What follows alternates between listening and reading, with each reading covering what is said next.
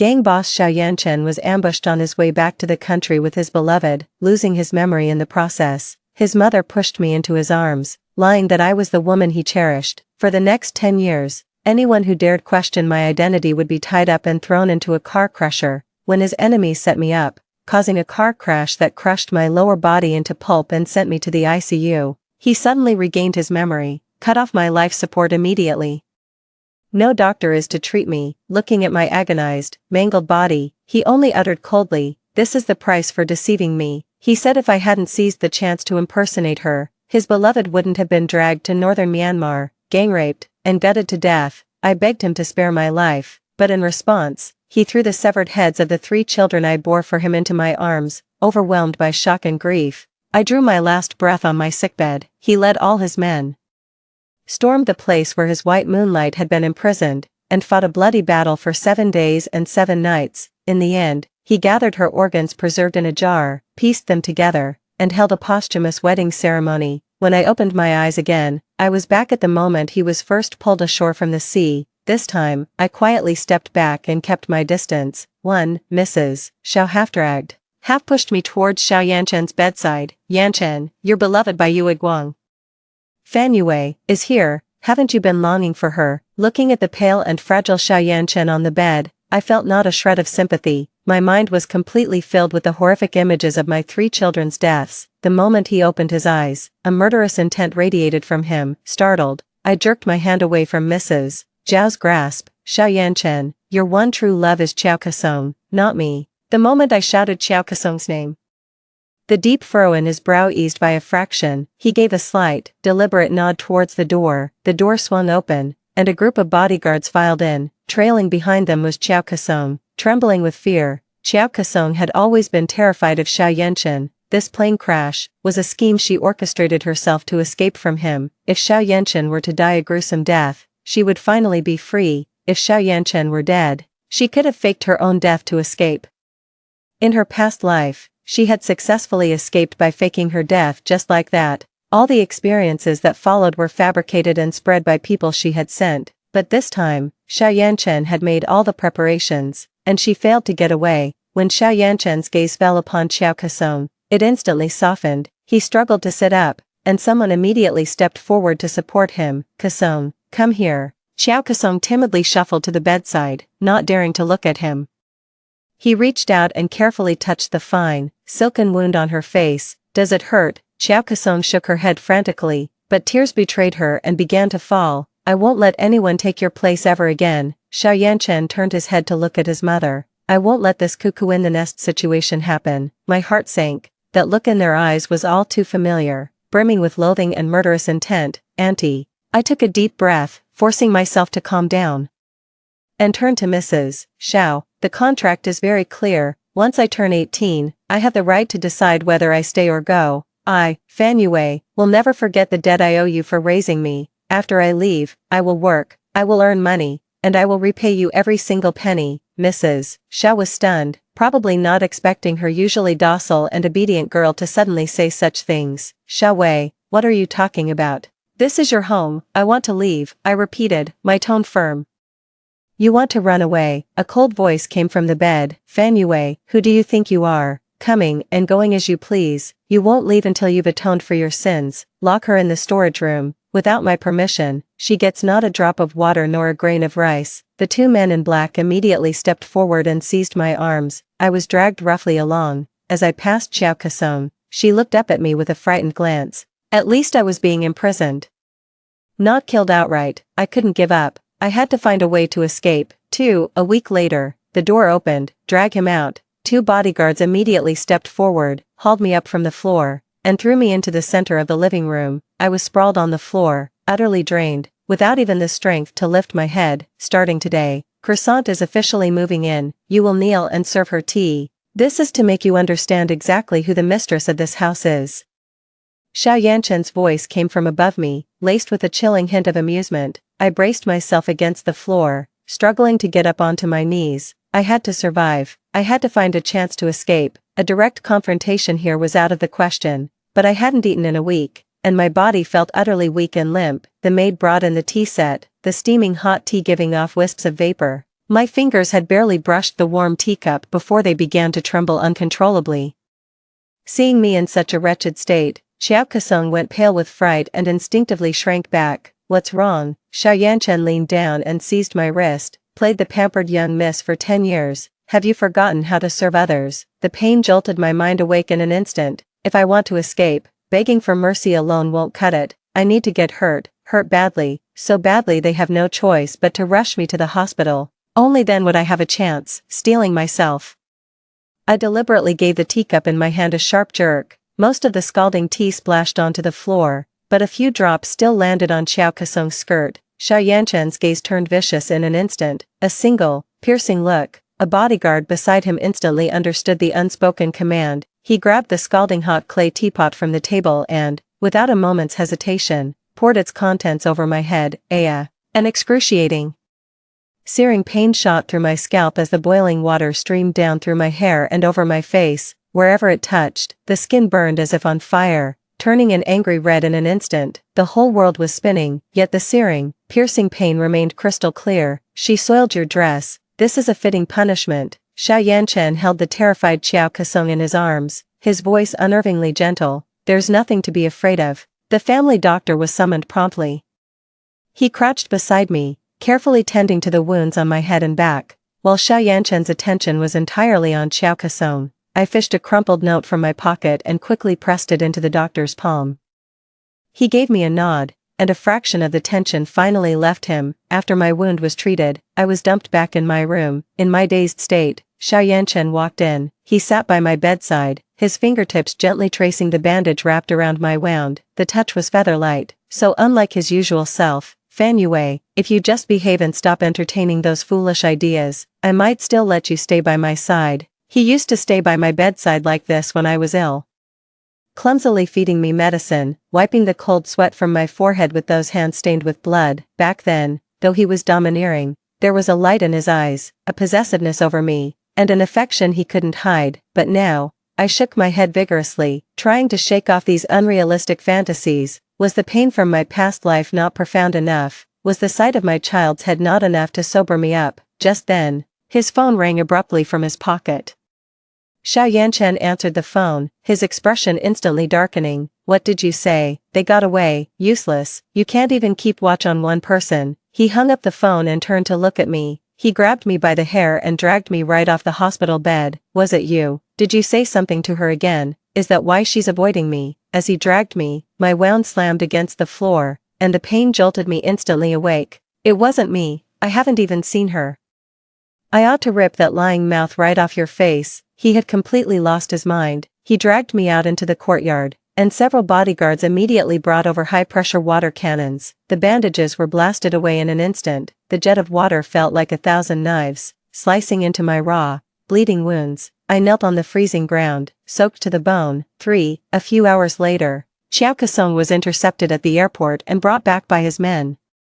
She was hauled in by 2 bodyguards and dumped in front of Xiao Yanchen. She looked up and saw me kneeling on the ground, half-drowned and battered by the water. She was so terrified she could barely form a complete sentence. Driven by the instinct to survive, she immediately clung to Xiao Yanchen's leg, weeping with a heart-wrenching, pitiful sorrow. Yanchen, I didn't mean to run away. I saw Yue secretly contacting someone else, and I was so scared. Your family doesn't like me. I was just afraid that if your grandfather found out I was here, he'd throw me out. I'm so terrified of losing you. She sobbed out her grievances while stealing glances at Xiao Yanchen's expression. Maybe I should just leave. I don't want to put you in a difficult position. Contacting someone else. Xiao Yanchen's face turned ashen. He slowly lowered his head, his gaze fixed intently on me. In his eyes, it was betrayal, an unforgivable sin. Fan Yue, I warned you not to try anything. If you dare get someone involved, I'll make sure you never speak again. The 2 bodyguards approached with expressionless faces. One pinned my shoulders down with a vice-like grip, while the other drove a knee into my back, rendering me completely immobile. I struggled desperately. No, stop. Pry her mouth open. Following the order, the man roughly pinched my cheeks with his coarse fingers, while his other hand tried to force my jaw apart. A full cup of chili sauce was poured down my throat. A burning sensation spread from my throat down my entire esophagus, yet I couldn't even manage a scream. I could only curl up, convulsing in vain. For the next several days, I was completely voiceless, lying on the cold floor. I replayed the events of my past life over and over. My 3 poor children, they never even got a proper chance to see this world. Tears fell silently, mingling with the dust on the ground, just as I was about to give up.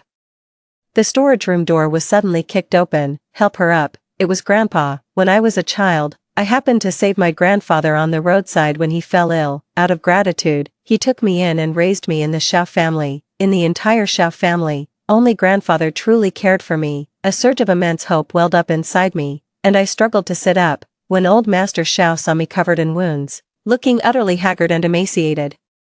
His normally stern face was etched with shock and heartache. Shao Wei, what happened? Who did this to you? I opened my mouth, but no words came out, only large tears that fell one after another. Grandpa had always thought that when I grew up, I could be paired with Xiao Yanchen, hoping I might temper his unruly and rebellious nature. Little did he know that his well-intentioned act would plunge me into an abyss of utter despair. Where is Xiao Yanchen? Tell him to get his ass out here. The old man's furious roar echoed through the entire villa. Soon after, Xiao Yanchen descended the stairs. The moment he saw the old master, the ferocity vanished from his face, replaced by an expression of deference and obedience. Grandfather, what brings you here? The old man raised his cane, pointing it at me, trembling with rage. Look at what you've done to her. Have you no heart? Is it made of stone? Xiao Yanchen's gaze swept over me, utterly devoid of emotion. Grandfather. She's the one who wouldn't listen. The old master, in his fury, let out a cold laugh. Someone, attend to me, strip him naked and drag him into the courtyard. It's time for family discipline. Xiao Yanchen's face finally changed color, but he said nothing, merely bowing his head in submission. The grandfather's bodyguard stepped forward and, without ceremony, stripped off Xiao Yanchen's shirt. He forced him to kneel on the icy ground in the center of the courtyard.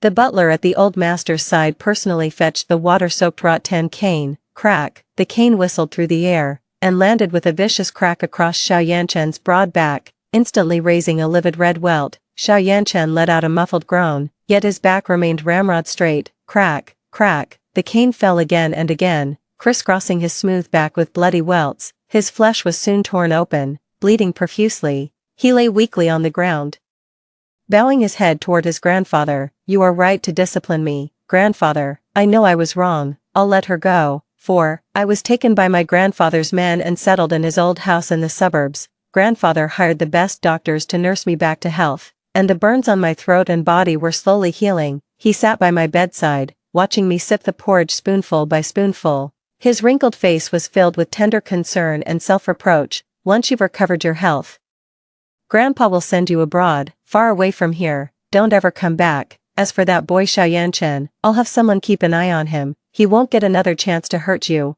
I lowered my head and said nothing. Xiao Yanchen, would he really let me off that easily?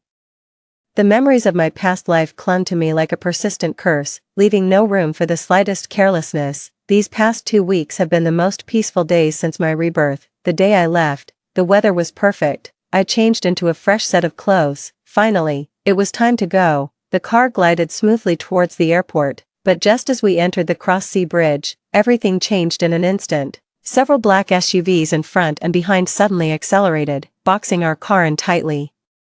A screech of tires tore through the air. The bodyguard my grandfather had sent to protect me paled and immediately drew his gun. Miss Fan, get down. But they were too many. The car door was wrenched open, and the cold muzzle of a gun was pointed at the occupants inside. That familiar, suffocating sense of dread instantly dragged me back into the abyss. I was taken aboard a yacht docked at a private pier. Its engine roared as it swiftly headed out into the boundless open sea.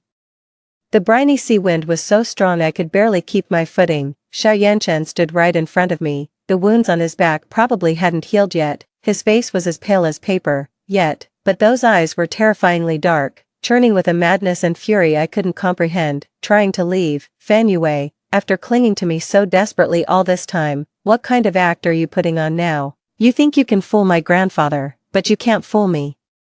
His men tied me to the icy ship's railing. The scorching sun beat down, and the metal railing seared my skin. The sun blazed down on me without mercy. Before long, my lips began to crack, and my vision started to blur and darken. He sat in the shade not far away, watching me with cold indifference. Just say you're willing to go back, that you know you were wrong, and I'll let you down. as the seconds ticked by. I felt myself being baked dry under the sun, my consciousness began to blur.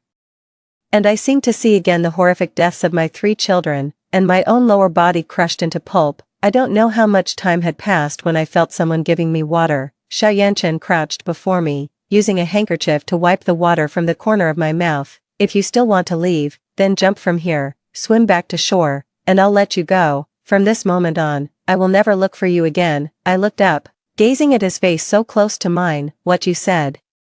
Is it true? His eyes flickered, a trace of imperceptible pain flashing in their depths. I keep my word. He stood up and signaled for his men to untie me. The moment the ropes came loose, my legs gave way, and I collapsed onto the scorching deck. Clinging to the ship's rail, I struggled to my feet and gazed out at the vast, deep blue sea. The sea breeze lifted my hair, carrying with it a sharp, salty tang. Where was the shore? I couldn't see it at all. In my past life, I would have given my very life for him. All I got in return was the destruction of my family and my own utter annihilation. In this life, all I wanted was to escape, yet he pursued me relentlessly, leaving me no way out. Those 3 children, who never got the chance to truly see the world, that heart-wrenching agony, that boundless hatred. I turned around slowly, my eyes meeting Xiaoyanchen's. All right. I never intended to interfere in your relationship with Qiao Kasong.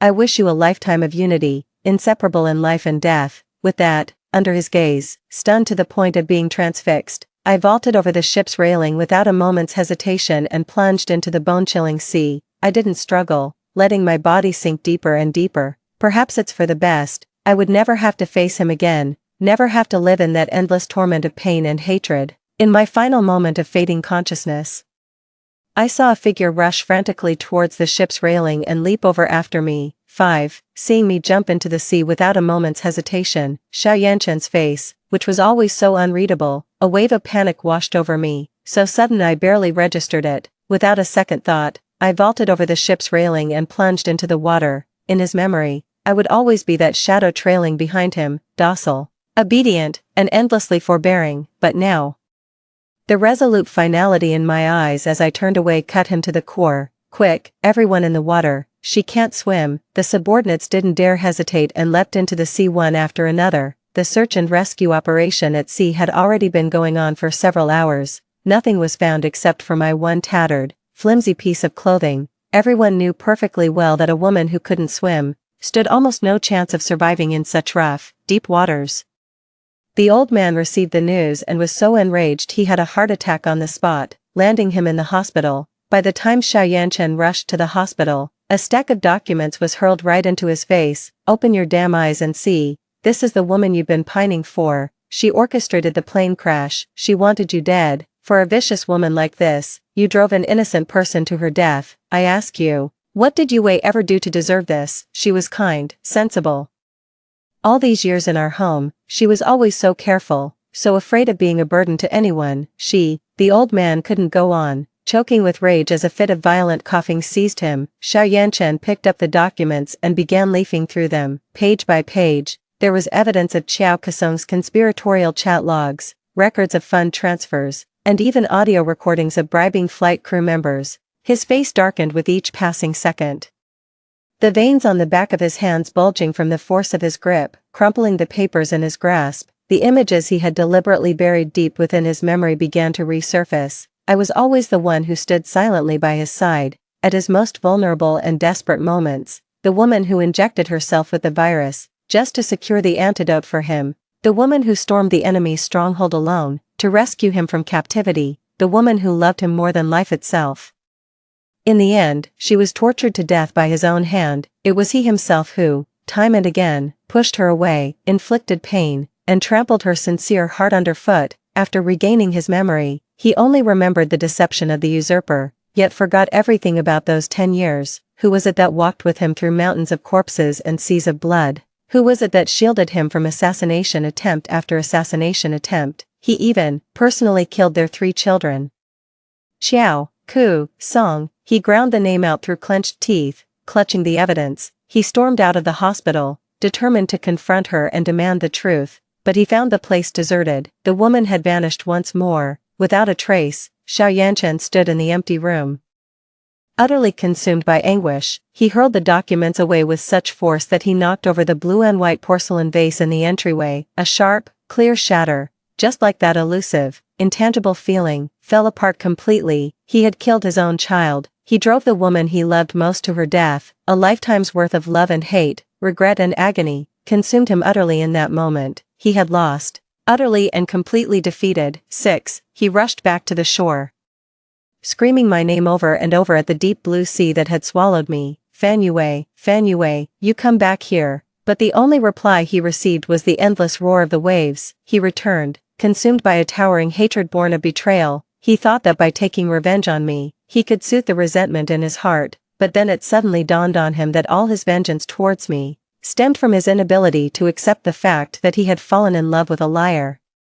It wasn't hatred, but a twisted, unutterable love. Xiao Yanchen knelt on the beach, clutching his head in agony. From that day on, Xiao Yanchen lived on a ship in international waters, watching the sea's surface for any sign of movement, every minute of every day. In the blink of an eye, 3 months had passed. The search and rescue team had long since been called off. Everyone urged him to give up, saying Fan Yue couldn't possibly still be alive. In just 3 short months, Xiao Yanchen's hair had turned mostly white. He had wasted away to a shadow of his former self, unshaven and with hollow, vacant eyes. Only upon hearing the name Fan Yue would a faint flicker of life stir within him. He stood at the bow of the ship, letting the sea wind tousle his salt and pepper hair. In my past life, I hurt her for Chiao Kasong's sake. I never imagined that in this life, I would hurt her again, all for Chiao Kasong. He let out a self-mocking laugh, a sound utterly steeped in despair and sorrow. She's out there living free and easy, while my Yue, I can't even find her remains. A subordinate cautiously stepped forward and reported in a low voice, "Boss, we've located Chiao Kasong." Xiao Yanchen's vacant gaze instantly sharpened, and a terrifying aura of killing intent erupted from him. He slowly turned his head, a sinister and cruel smirk curling at the corner of his mouth. "Did you find her?" "Yes, in northern Myanmar."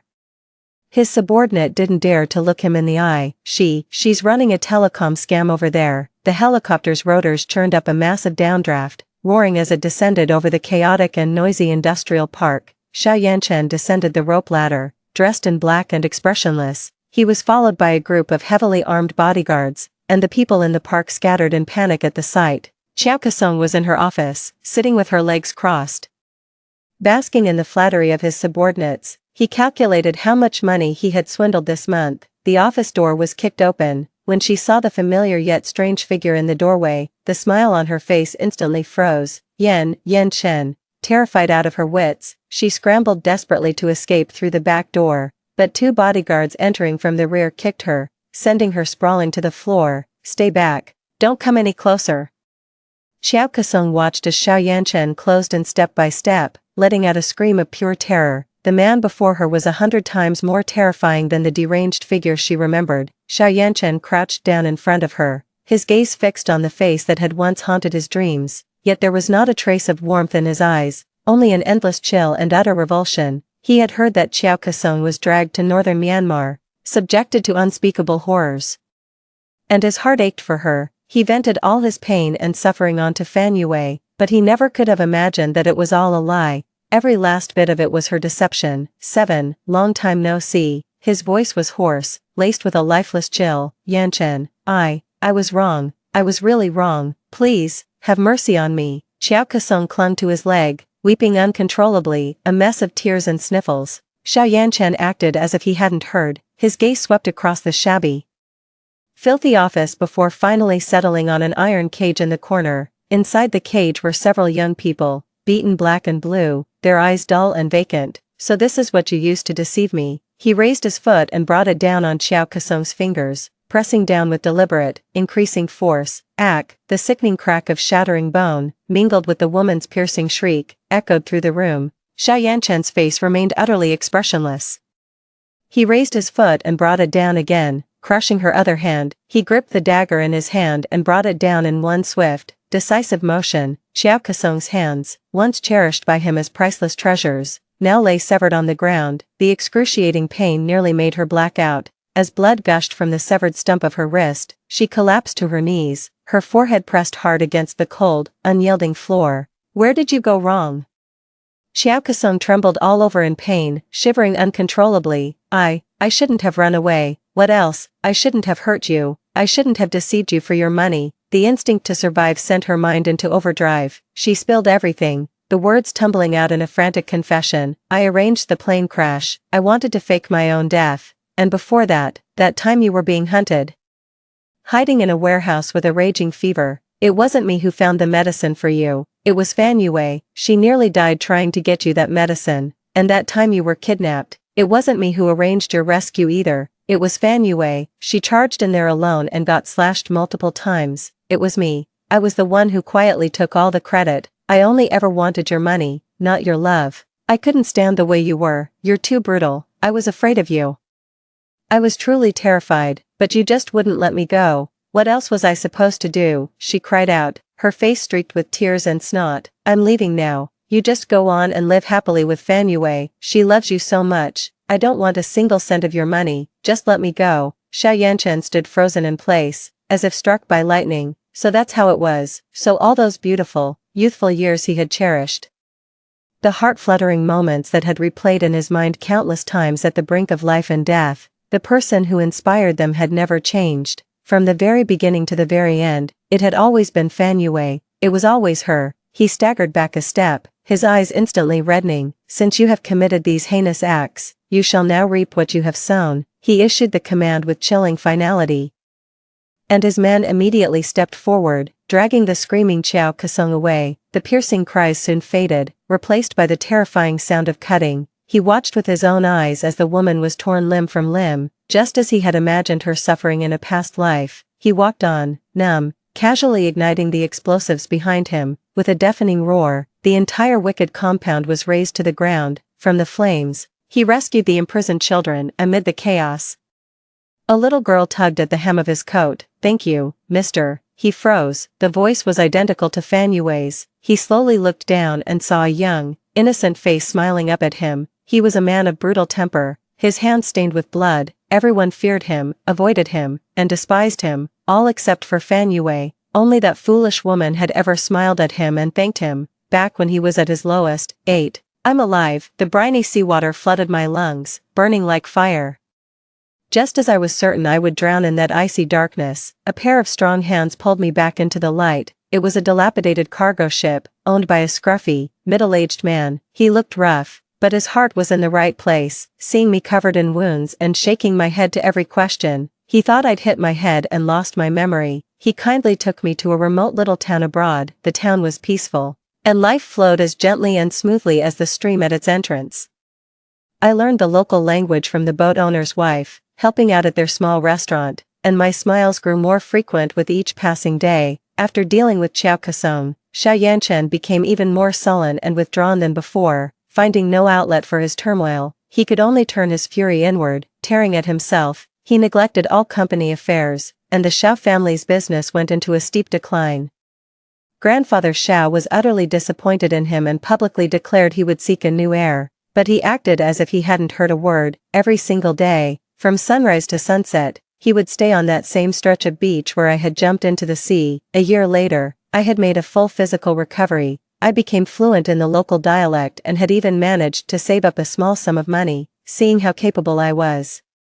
The boat owner and his wife went ahead and entrusted the management of their small restaurant to me. I stood at the shop entrance, watching the flow of people on the street. The very air smelled of freedom. Perfect. A young backpacker walked into the shop, holding up a selfie stick as he recorded a vlog. Hey everyone, I'm in this super chill seaside town in M country. The pace of life here is so slow. Check it out. Doesn't the owner of this shop have amazing vibes? The camera panned over me. I smiled and gave a little wave, not thinking much of it. The video went viral online. Far away, thousands of miles across the sea, Xiao Yanchen sat alone on the shore. An aide approached, hands trembling as he offered up a tablet. Boss, look at this. In the scene, I was wearing a local-style floral dress, with my hair simply tied up. Ignoring his subordinates, he booked the earliest flight to Country M, going alone. I was doing the books in the shop when the wind chime at the door suddenly rang. Welcome. Without looking up, I greeted them in the local dialect, a well-practiced routine. There was no response. Puzzled, I raised my head. The moment I recognized the figure standing in the doorway, the pen slipped from my hand and clattered to the floor. Almost instinctively, I turned to run for the kitchen, but he was faster. He lunged forward and wrapped his arms tightly around me from behind. A warm liquid dripping onto my neck, scalding my skin. He was crying, "Yue, my Yue, I've found you." His voice trembled with the wild joy and lingering terror of having found what was lost. My body went rigid, my mind a complete blank. All the pain and terror of this life and the last came crashing down on me in that moment. "You've got the wrong person." I summoned every ounce of my strength to push him away, but he only held me tighter. "I'm not mistaken. I will never make that mistake again, Yue. I'm sorry. I'm so sorry. Come home with me, please." 9. I shoved him away violently. Spun around, snatched the menu off the table, and hurled it at him. "I told you, I'm not. Get out." The blow knocked his head to the side, instantly reddening his temple. But he didn't flinch, he just stared fixedly at me. "Yue." He tried to take another step forward, so I grabbed the water jug beside me and flung its contents at him without a second thought. "Get out." The icy water drenched him. He stood there, utterly drenched and disheveled, his hair plastered wetly to his face. Yet he still refused to leave, just staring back at me with that stubborn, unwavering gaze. Just then, the curtain to the kitchen was pushed aside. A tall, sturdy young man emerged, carrying a tray of freshly baked bread. "What's the matter?" Lily Moo was the shipowner's son. His skin was dark, but his smile was bright and clear, like the midday sun in a small town. He sensed the tense, standoffish atmosphere in the shop, and then saw Xianchen, drenched and with a sinister glint in his eyes. Immediately, he set the bread basket down on the table, strode over, and shielded me behind him. "Who are you? What do you think you're doing?" Xianchen's gaze shifted from me and landed on Lily Moo's arm, which was protectively wrapped around me. Jealousy and madness swirled in his eyes as he took a step toward us. Terrified, I tightened my grip on Lily Moo's arm, my whole body trembling. "Get lost, stay away from her." Lily Moo took a step forward, shielding me completely behind him. Xiaoyanchen stared at our clasped hands, but in the end, he didn't dare to take another step forward. Perhaps he was afraid of frightening me, or perhaps he feared I would choose to escape him in some extreme way again. He just kept staring at me intently. I turned my head away, not daring to look back. I was afraid that one more look would bring the nightmare I wanted to forget crashing back over me. In the end, his people arrived and forcibly dragged him away. The shop returned to calm. But my mind was in complete turmoil. He hadn't left. They rented a place right on the corner across from me, with a view straight into the second-floor windows of my restaurant. I didn't dare open the windows, or even go near them. Lily Moo noticed my unease and stayed with me every day. We would go together to the seaside market to buy fresh ingredients. In the glow of the sunset, he would play his guitar and sing me local love songs. Everyone in town thought we were a couple, making good-natured jokes and urging us to get married soon. I would just smile, neither confirming nor denying it. One evening, after the restaurant had closed for the night, Lily Moo took out a ring polished from a seashell and knelt on one knee before me. "Vivi, will you marry me?" His gaze was sincere and fervent. "I will be good to you, protect you, and never let anyone hurt you for the rest of my life." I looked at him, then instinctively glanced toward the dark window on the street corner. I knew Xiaoyanchen was watching. "Okay." Lily Moo, overcome with emotion, slipped the ring onto my finger and pulled me into a tight embrace. The moment he wrapped his arms around me, a deafening crash of shattering glass erupted from across the street.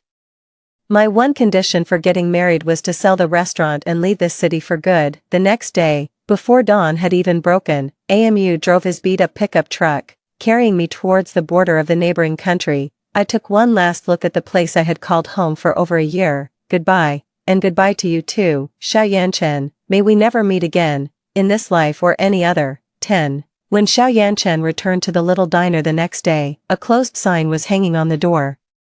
Thinking I was still angry, he waited patiently in the house across the street. One day passed, then 2, then 3, but that sign was never taken down. Finally, sensing something was wrong, he rushed over and kicked the restaurant door open. The place had been cleared out. Tables and chairs were neatly stacked in a corner, covered in a fine layer of dust. The kitchen stove was polished to a shine, yet it was cold and utterly devoid of any warmth or life. Every trace of my existence had once again been completely erased. He searched the entire town like a madman, showing my photo to anyone he met. but everyone just shook their heads. I vanished into the very air of this seaside town, without a trace. Xiao Yanchen mobilized his entire network of connections. He launched a new, global search. This time, he was more desperate and reckless than ever before. Little did he know, Old Man Xiao was pulling strings for me behind the scenes.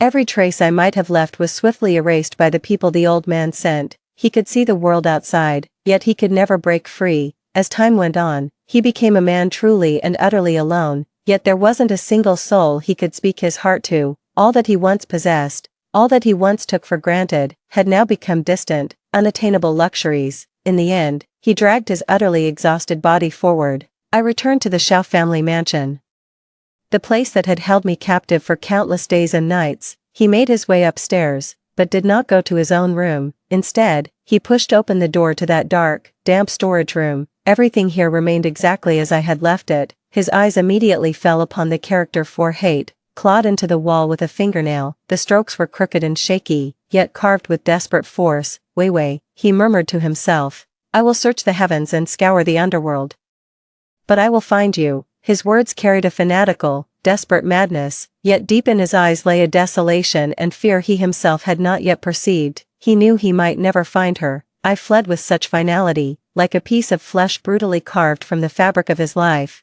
taking with it blood and nerve, leaving him to endure each passing day in a dull, persistent ache. And so, time flowed on a winter's night, with goosefeather snow falling thick and fast. Xiao Yanchen sat alone on the cold floor of the storage room, the only light a faint, sickly glow from the street lamp outside the window. He hugged his knees to his chest, like a child abandoned by the whole world, and quietly watched the blizzard of snow swirling outside. Once again, the scene from that night many years ago played before his eyes, as I stood on the deck of the cruise ship, facing the biting sea wind, and without a moment's hesitation, plunged into the dark, icy sea.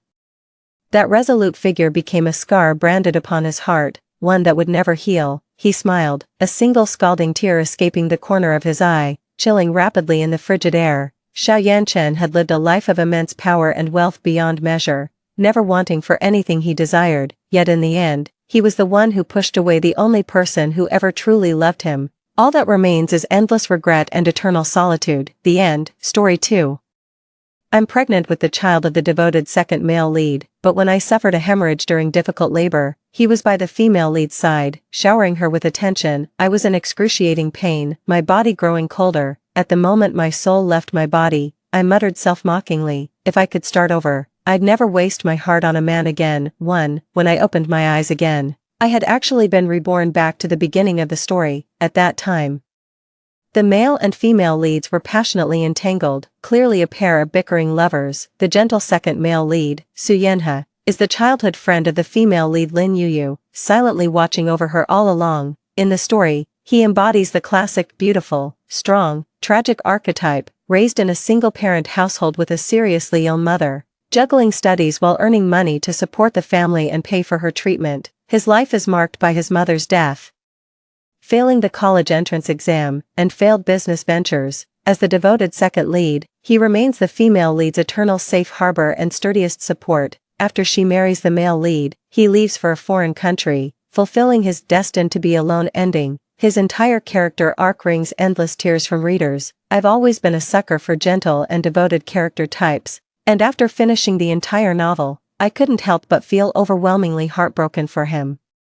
In my past life, after dying inexplicably, I transmigrated into a book and became a beautiful extra. Reason tells me I should never get involved in their story, just be a quiet background character, but in the end, emotion triumphed over reason. Perhaps out of shared suffering, I couldn't help but be drawn to Su Yanhe, willingly guarding him, doing everything in my power to redeem him. I'd gladly tear out my own heart and give it to him, yet none of it could compare to the female lead's tearful plea.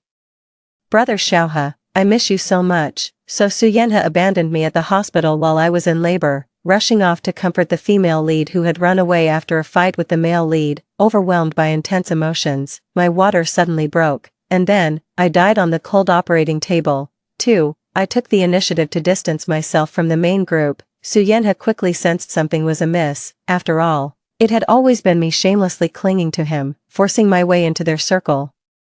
The sudden estrangement became so obvious even outsiders noticed. My top student desk mate quietly asked me if I had a fight with Su Yenhe and the others. I patted the exercise book and smiled generously. Of course not. I just want to study hard, the final exams are coming soon, and I don't want to be at the bottom of the class again. As soon as I finished speaking, an intense gaze from the front row immediately pierced through me. No need to guess, I already know it's Su Yenhe. He's been secretly observing me many times these days, always looking like he wants to say something but hesitates. But he's clearly afraid Lin Yuyu might misunderstand something, so he doesn't dare to approach me first. In my past life, I was both foolish and pathetic, thinking I could redeem him.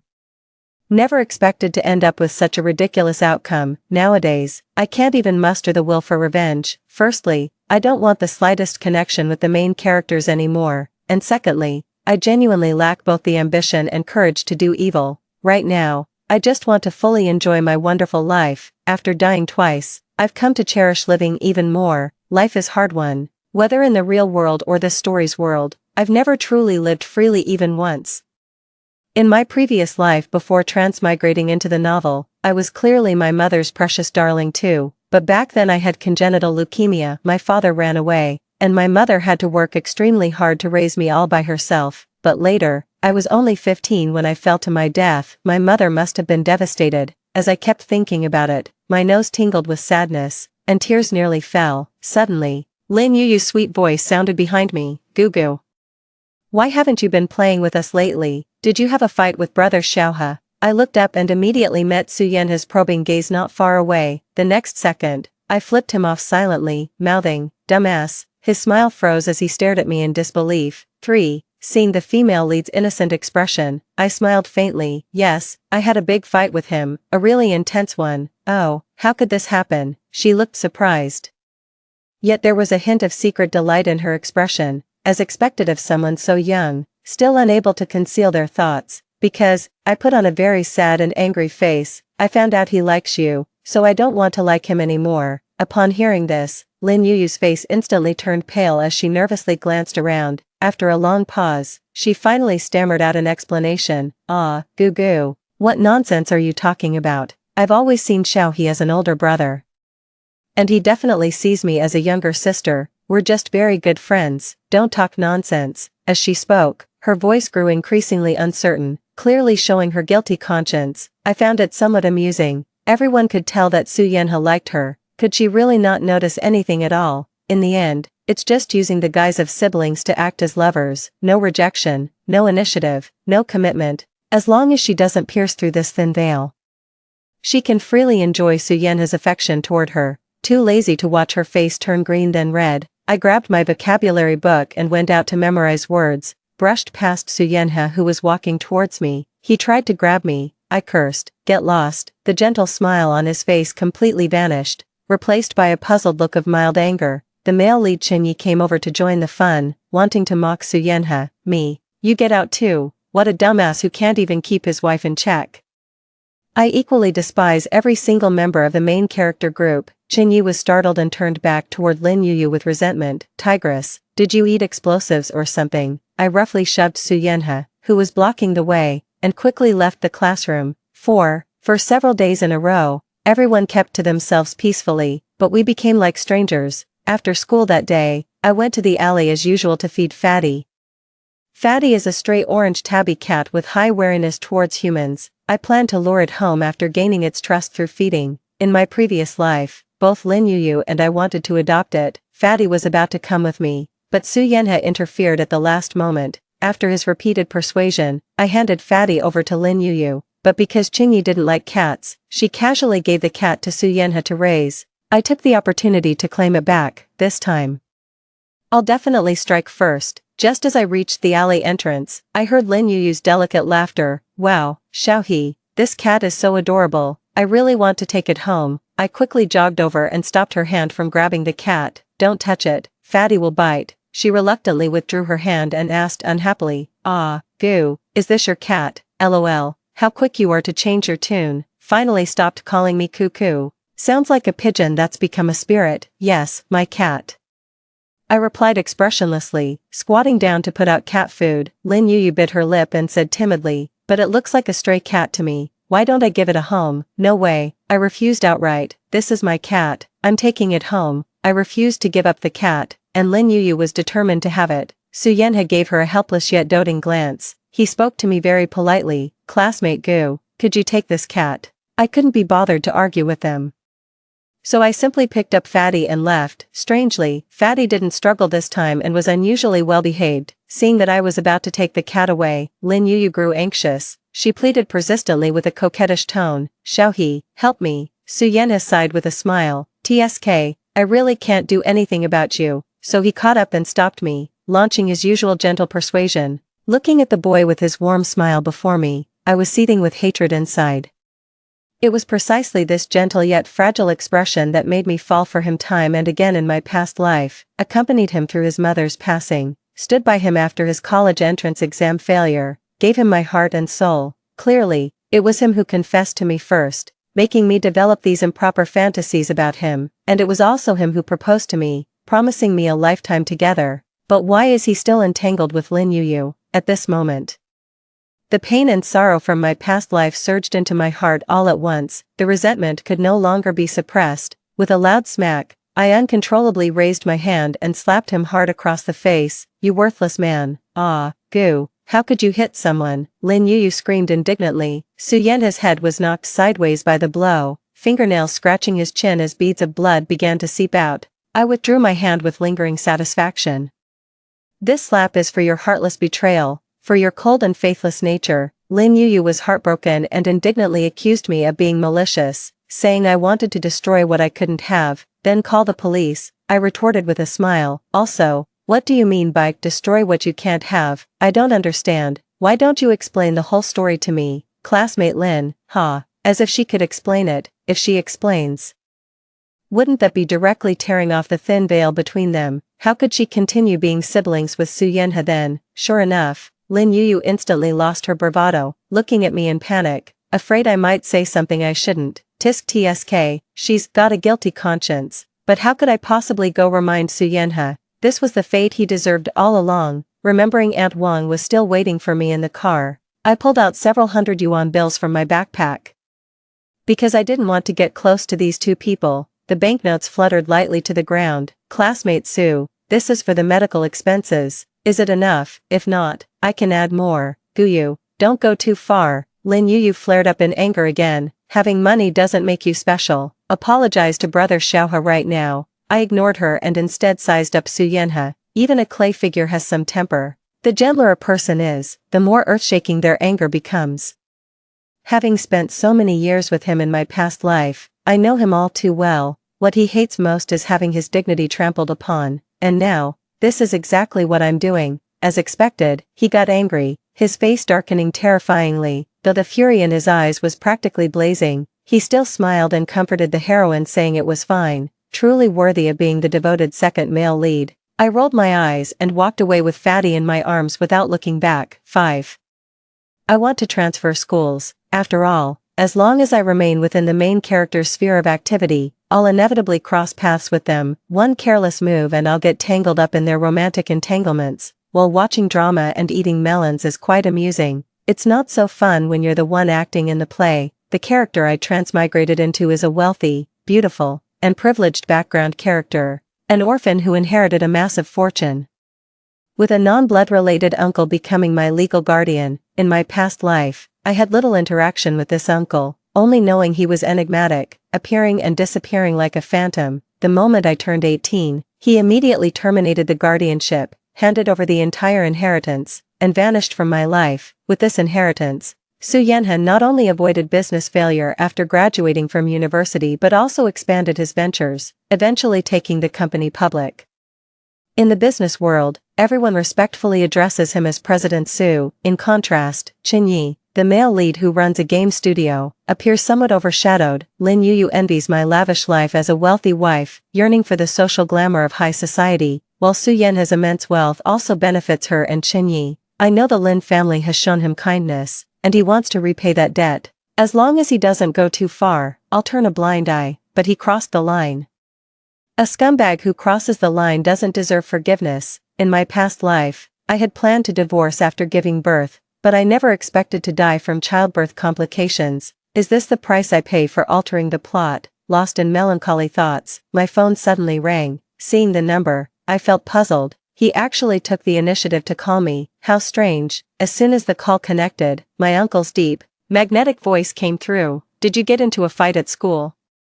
Completely confused, I quickly denied it. No, I didn't. Your homeroom teacher called me and said you hit someone. He didn't sound pleased. Oh, so it was the main characters who went to complain, thinking that I still need this guy's signature to transfer schools. I better not make him angry. Just as I was racking my brains for an excuse to get out of it, he suddenly ordered, turn on the video.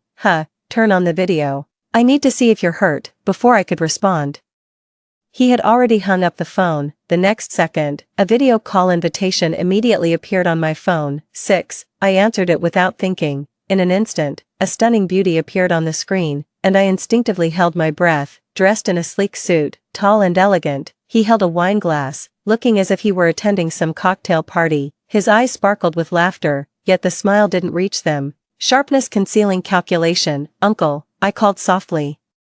He turned his head with a lazy posture, looking me up and down in an appraising manner. Then, with relaxed brows, he said cheerfully, not a scratch, as expected of someone under my wing. What happened? Tell me about it. Having said that, he casually dealt with those who came to exchange pleasantries. I carefully weighed my words and told a simple lie, saying it was just a conflict arising from friction between classmates. Not daring to delay for a moment, I immediately admitted my mistake.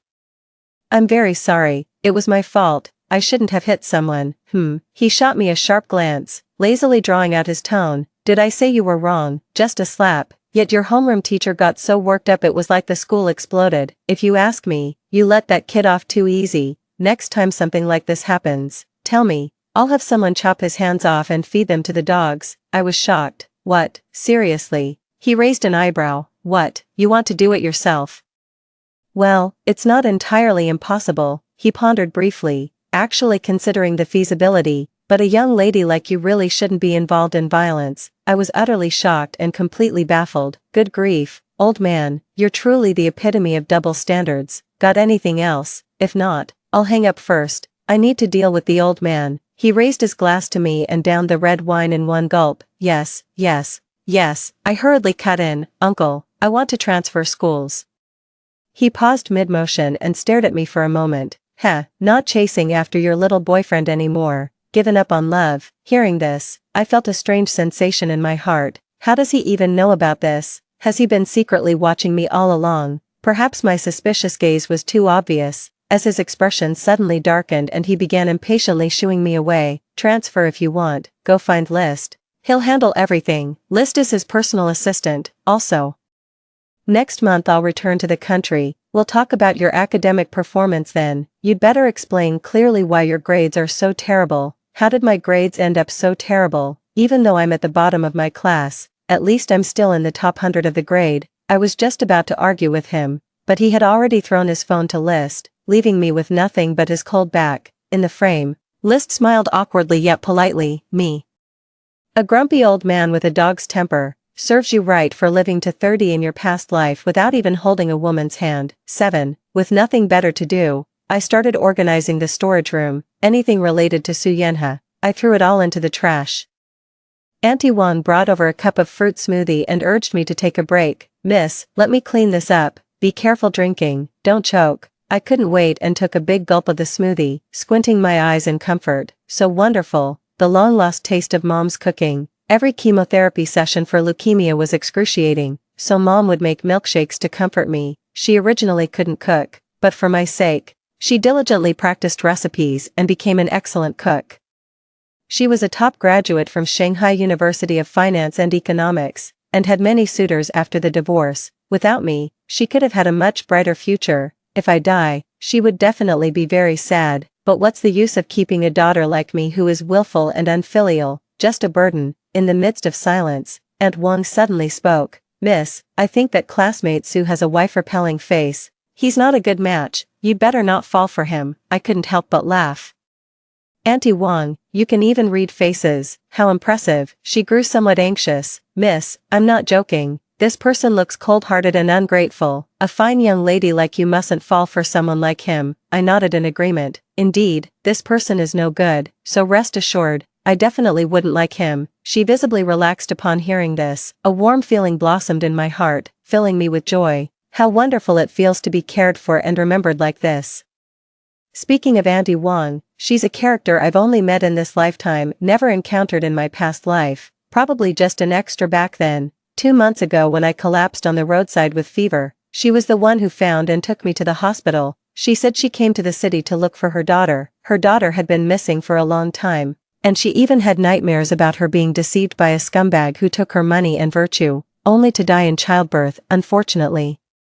She was illiterate and couldn't find a job to make a living after searching for a long time. After hearing her story, I immediately empathized with her. Alas, another poor mother. So, I invited her to take care of the plants at my home. Thinking of this, I scratched my head and cautiously asked her, "Have you heard from your daughter? Do you need my help to find her?" She smiled bitterly and sighed, shaking her head and nodding at the same time, yet there was no trace of disappointment on her face. Instead, she looked at me with a serious expression. "Actually, as long as she's doing well, healthy and lively, even if she's not by my side, I can accept it. I just hope she can live a happy and joyful life." As she spoke, she gazed at me with tender affection in her eyes. I uncomfortably turned my head away. Could she possibly be mistaking me for her daughter? I don't really mind.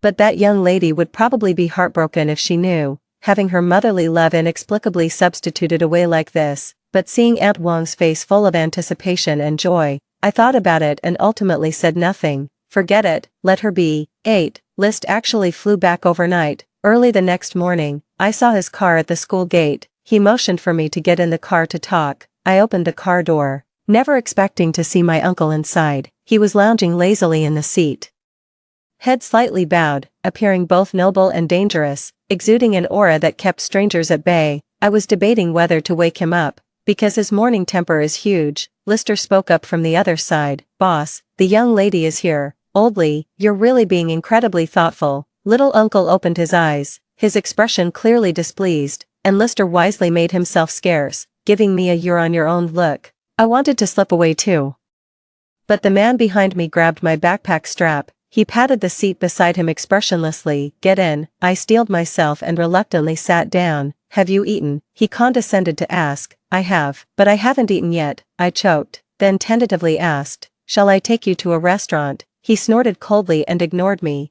After a while, he suddenly asked, "How old are you this year?" With shameless cheerfulness, I grinned and replied, "I'll be turning 17 next month." He then stared at me with an inscrutable expression, half smiling. 17 already, how fast time flies. Just one more year left then. Thinking he was referring to the guardianship matter, I happily showered him with flattery, recalling all these years of his care. Even without blood ties, you'll always be my dearest uncle. I'll take care of you in your old age and see you off when the time comes. He laughed in exasperation. "I'm only 7 years older than you. Do I need you to support me in my old age?" Of course, uncle. You're handsome, wealthy, and capable of anything. What use would you have for a small fry like me?" I continued shamelessly buttering him up. He was silent for a moment before abruptly changing the subject. "Do you remember why your guardianship ended up in my hands?" How would I know that? When I came in, there was only an old butler and a few nannies around me.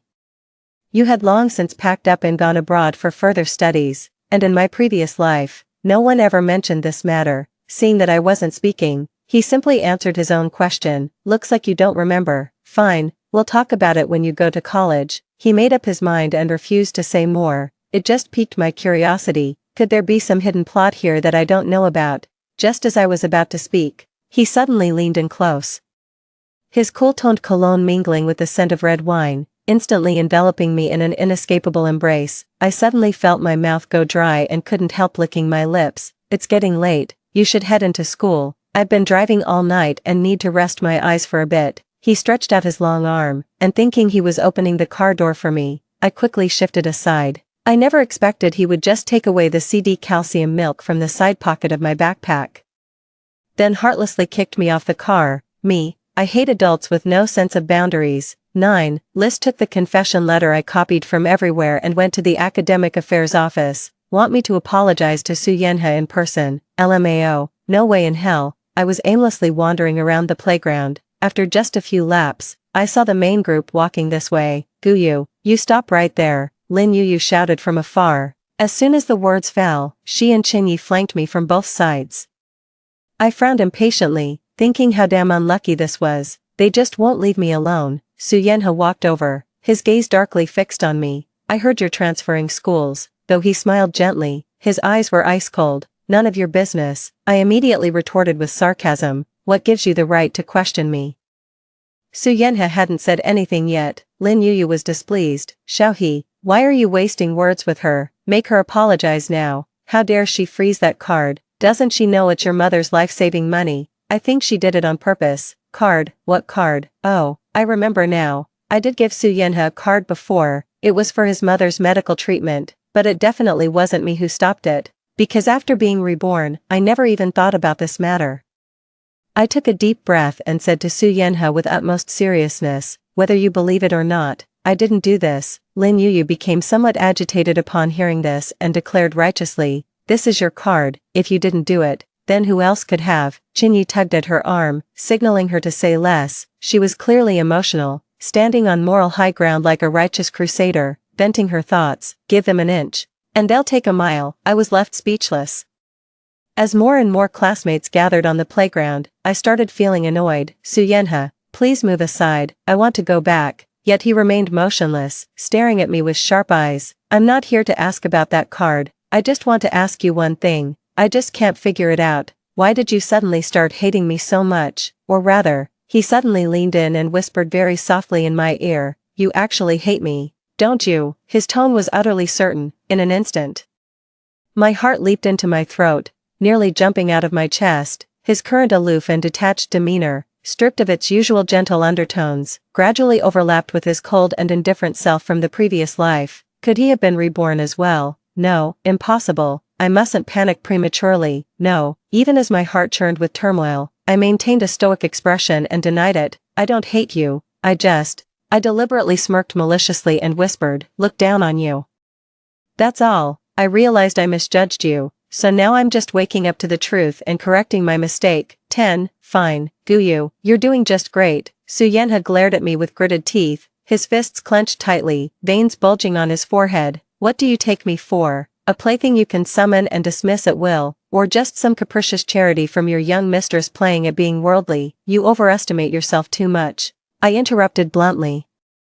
Even a plaything can amuse me when I pay for it, yet you won't even bother to sweet-talk me. How dare you claim to be a plaything? It's far more noble than you. Hearing this, Su Yenha's gaze instantly turned sharp as a blade, as if he could cleave me in two. Lin Yuyu couldn't hear what we were saying, but she saw her Xiaohe's face turn ashen with anger. Ignoring Qingyi's attempts to stop her, she raised her voice loudly, classmate Gu, why do you keep bullying Xiaohe? Just because Xiaohe doesn't like you, you first hit him for no reason, then deliberately stopped his mother's medical payments. You clearly know how hard he's been working to earn money for his mother's treatment. As soon as these words were spoken, the crowd immediately erupted in commotion. At first, there were whispers and pointing fingers, then the accusatory voices grew louder and more numerous, completely unrestrained. Those words came flying at me densely, like razor blades. I was completely stunned. How long has it been since I last encountered such a scene? Even though it's been a long time, I still remember it very clearly. Back then, due to chemotherapy, I lost all my hair and my appearance became ugly. They deliberately pulled off my wig, mocking me as a freak. They paired me with the messiest boy in class, exaggeratedly mimicking my seizure movements, pointing and laughing right in my face. It was probably a rainy afternoon when they stopped me again for their amusement. Amid the shoving, I fell from the 7th floor railing. The howling wind mixed with screams rushed into my eardrums, and the world plunged into darkness in an instant. Could the same nightmare be repeating itself here again? In an instant, the helplessness, fear, and despair of near death came crashing down upon me once more. I couldn't help but tremble. No, I can't dwell on this. I need to stay calm and find a way out of this predicament. You're shivering from the cold. Why didn't you wear more? Amidst the chaos of my thoughts, a coat suddenly fell over my head, wrapping me up completely. The familiar scent of cold-toned perfume rushed towards me. He stood by my side, as if walking against the light. What are you afraid of? If you're bullied, just fight back. I've got your back no matter what. Also, the squeaky wheel gets the grease. 11. Uncle stood with one hand in his pocket, shielding me behind him while List followed closely by his side. As a business tycoon who operates in both legal and underworld circles, he was far beyond what Qin Yi and Su Yenhe could match at this stage. Just a slight release of his imposing aura was enough to intimidate these naive high school students. He surveyed the room with amusement, but narrowed his eyes slightly upon spotting Su Yenhe. If there's anything, you might as well tell me. And I'll make the decision for her. Lin Yuyu inexplicably blushed and shyly stepped forward first, saying, hello, I'm Guyu's classmate, my name is Lin Yuyu. Well, the thing is actually like this. She stumbled through her explanation. Uncle listened expressionlessly. In his eyes, this farce was probably as childish as kids playing house, yet I felt utterly defeated and at a loss. It seems I can never escape the nightmare of the real world, even if it happened in the life before last. Now the slightest trigger can infinitely amplify my fear, because I've never truly overcome it. Long ago, my mother was my protective shield. In my past life, this character's setting was my protective shield, a massive inheritance, superior social status, and an invincible uncle as my backing, so no one dared to bully or provoke me. Given another chance, I still find myself hiding behind others. Being protected, I couldn't help but look up at the man standing before me. His tall figure shielding me from all malicious gazes and the flood of harsh words that should have come. Suddenly, my heart grew calm. No one is born strong, everyone starts from nothing. Even my youngest uncle was once exiled from the family, adopted by Grandpa Gu, and later returned with the demeanor of a strong man, reclaiming his position as heir, gritting his teeth and persevering step by step. I once struggled with the boundary between reality and illusion. Obsessed with using settings to conceal my cowardice, wretchedness, and lowliness, afraid that others would discover my ugly past self. I've also been stuck in a dead end, completely denying my own existence, even placing the hope of living a wonderful and happy life on others. Thinking of this, I subconsciously glanced at Su Yenhe, only to find him staring straight at me.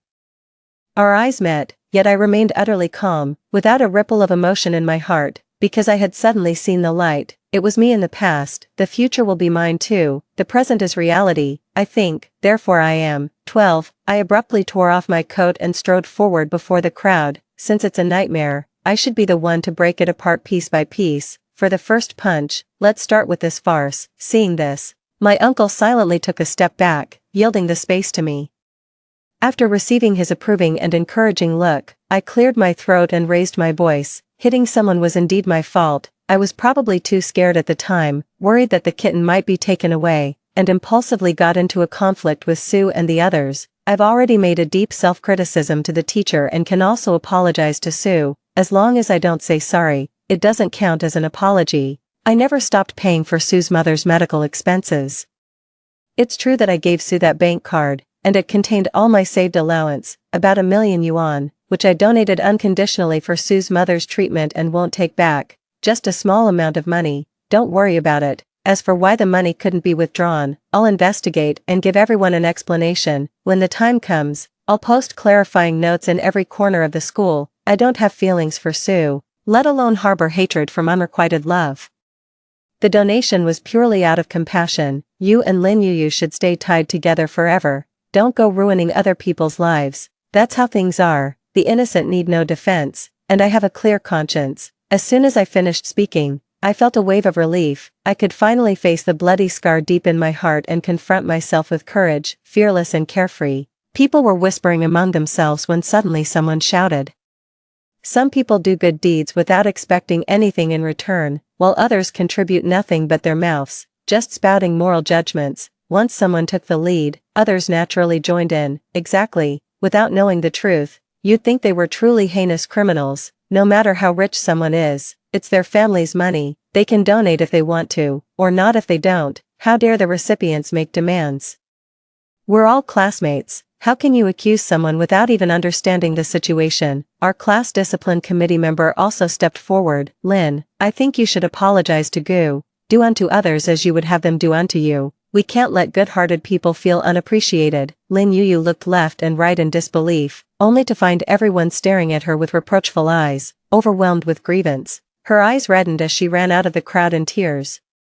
Qin Yi quickly chased after her. Just then, the class bell rang, and the playground quickly emptied as everyone scattered. Only Suyenha remained standing in place. He took a step, about to walk toward me. Pretending not to see him, I immediately turned around and cooed, "Uncle, I'm so tired, I really want to go home." "Then go home and rest, even brave girls can be willful sometimes." He smiled and patted my head, giving List a subtle glance without changing his expression. The other party immediately stepped forward to stop Suyenha. After we had walked quite a distance, Suyenha suddenly shouted forcefully at my retreating figure, "Guyu, I will definitely pay you back that over 1 million yuan someday. I don't owe you anything." 13. The reason for the card's deactivation was easy to trace. Suyenha had used it for part-time job order brushing, resulting in excessively large transaction volumes. The bank suspected him of money laundering and fraud, leading to the card being frozen. I asked List to help me handle this matter and also instructed him to tell Suyenha that if he insisted on repaying the money, he should donate it in my name to children in mountainous areas. A week later, I transferred to a high school in the capital. Aunt Wang and the old butler came along with me as well. Ever since leaving behind those troublesome people and matters, the sky turned bluer, the grass greener, and even the wrinkles on the old butler's face seemed so endearing. Every day, I'm in a cheerful mood. Although Aunt Wang didn't know what had happened, she shared in my joy. She was extremely intelligent. Despite being illiterate, she learned everything quickly and soon figured out all my preferences and tastes. She understood many principles, spoke little, yet always cut through the fog, seemingly knowing me better than I knew myself. Gradually, she took complete charge of my daily life, never delegating to others, but she would often gaze at me absent-mindedly, her eyes filled with both sorrow and contentment, as if through me, she was looking at another person she had been longing for day and night. I understood she was thinking of her daughter. I asked my uncle to help find her daughter, but he stared at me strangely for a long time. Fortunately, he didn't refuse. 14. In the blink of an eye, a year had passed. On my 18th birthday, I received a call from an unknown number. "Hello," I greeted politely. The person on the other end remained silent, only their rapid, nervous breathing audible. "Hello." Thinking it might be a classmate playing a prank, I called out several times. That person remained silent. In the living room, Aunt Wang was calling me to make a wish and cut the cake. I was about to hang up the phone. Suddenly, that person spoke up in a hoarse voice, "Happy birthday to you." This time it was my turn to fall silent. I remembered that in my past life, when I was with Suyenha, I rarely celebrated my birthday, only my uncle's never late birthday wishes and gifts every year. Because Suyenha's mother passed away around this time, the anniversary of her death was 2 days before my birthday, just before the college entrance exams. Perhaps out of humanitarianism, I should offer Suyenha some words of condolence at this moment. But I no longer want to feel sorry for men, because feeling sorry for men only brings a lifetime of misfortune.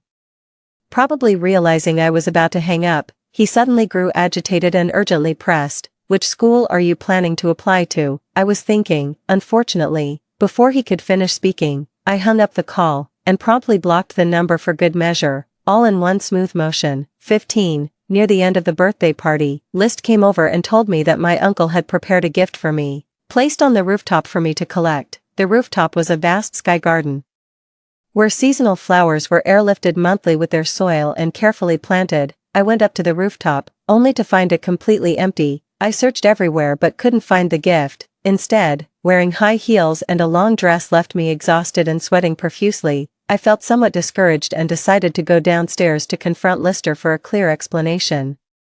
Suddenly, a beam of intense light pierced through the clouds, shining straight down from the distant sky, illuminating the surroundings as bright as daylight. The roar of propellers grew louder as a helicopter descended from the sky, its powerful winds making it hard to keep one's eyes open and causing everything to sway precariously. A tall, straight figure slowly emerged at the cabin door. He slightly leaned forward and extended a hand to me like a gentleman. "Hop on, I'll take you for a ride." I carefully lifted my skirt and stepped forward, gently placing my hand into his large palm, but with a sudden forceful pull, I stumbled and accidentally fell into his embrace. The lipstick on my lips instantly left a bright red mark across his chest. The pilot, a foreigner, let out a rather suggestive whistle at the sight. My cheeks instantly burned, my heart pounded wildly, and I didn't know where to look. Fortunately, Uncle didn't seem to notice, calmly ordering the takeoff. I heaved a huge sigh of relief, silently berating myself. "Guyu, oh Guyu, he's your little uncle. What on earth are you thinking about?" The helicopter soared over the city, with countless glittering lights below, dazzling and beautiful. As fireworks exploded across the night sky outside the window, he mysteriously handed me a bag of documents, smiling with hidden meaning. "Happy birthday, your 18th birthday gift. But don't open it yet, wait until you go to college, LOL." I've seen this document folder in my past life. It contains that massive inheritance. Not letting me open it is probably to avoid affecting my college entrance exam mindset. Okay, thanks to my handsome and wealthy uncle. Just thinking about the money inside that could last lifetimes, my words instantly turned extra sweet. He immediately flicked my forehead. "Our guardianship has ended." He seemed to emphasize these words heavily. "Stop calling me uncle. It makes me sound old and ruins my romantic prospects." He gazed at me meaningfully, his eyes dark and inscrutable, rubbing my forehead. I thought to myself, you've never had any romantic prospects to begin with. How can you blame me for that? You look quite unconvinced, he said with a forced smile. Not at all, I stubbornly denied. Heh, then what should I call you from now on? I immediately asked humbly. As you wish, Chi Zian, I tentatively called out.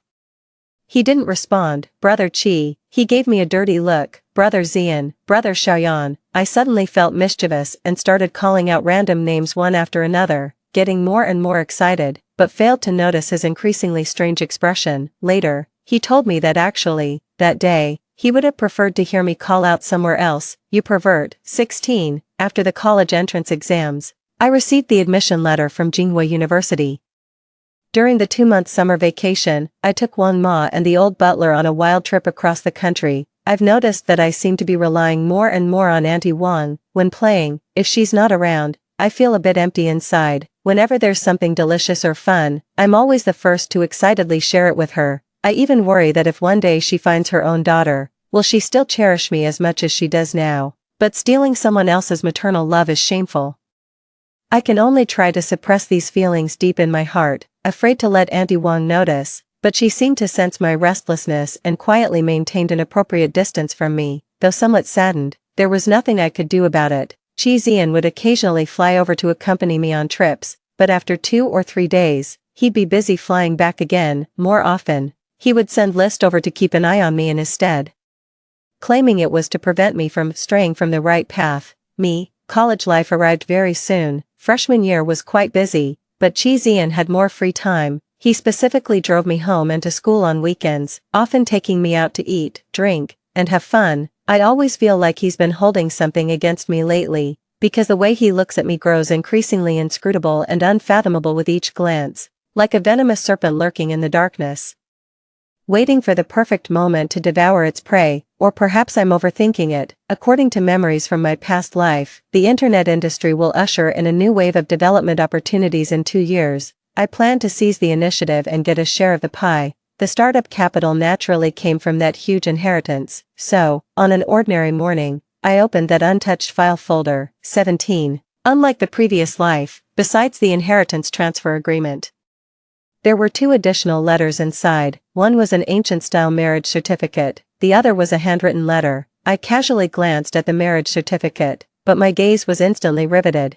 and a storm of shock surged within me. Cough. Why are my name and Chi Zian's written on this? For some inexplicable reason, a secret excitement quietly spread through my heart. I patted my flushed cheeks, suppressed the corners of my mouth that were curling up, and reopened that handwritten letter, signed by Uncle Gu and dated 7 years ago. I skimmed through it in no time. The gist of the letter was that Chi Zian and I had been betrothed since childhood, but as fate would have it, after Chi Zian fell into misfortune, he was adopted by Grandpa Gu to conceal his identity, and later successfully returned to his family, reclaiming everything. Before his death, Father Gu left a will specifically requesting Chi Zian to marry me and take over the Gu family business. The letter stated that if I wanted the inheritance, I must marry Chi Zian, otherwise, the entire inheritance would go to Chi Zian. This was done to prevent the Gu family's wealth from falling into the hands of ill-intentioned people, which could destroy a century-old foundation overnight, while also avoiding me being constantly targeted and schemed against.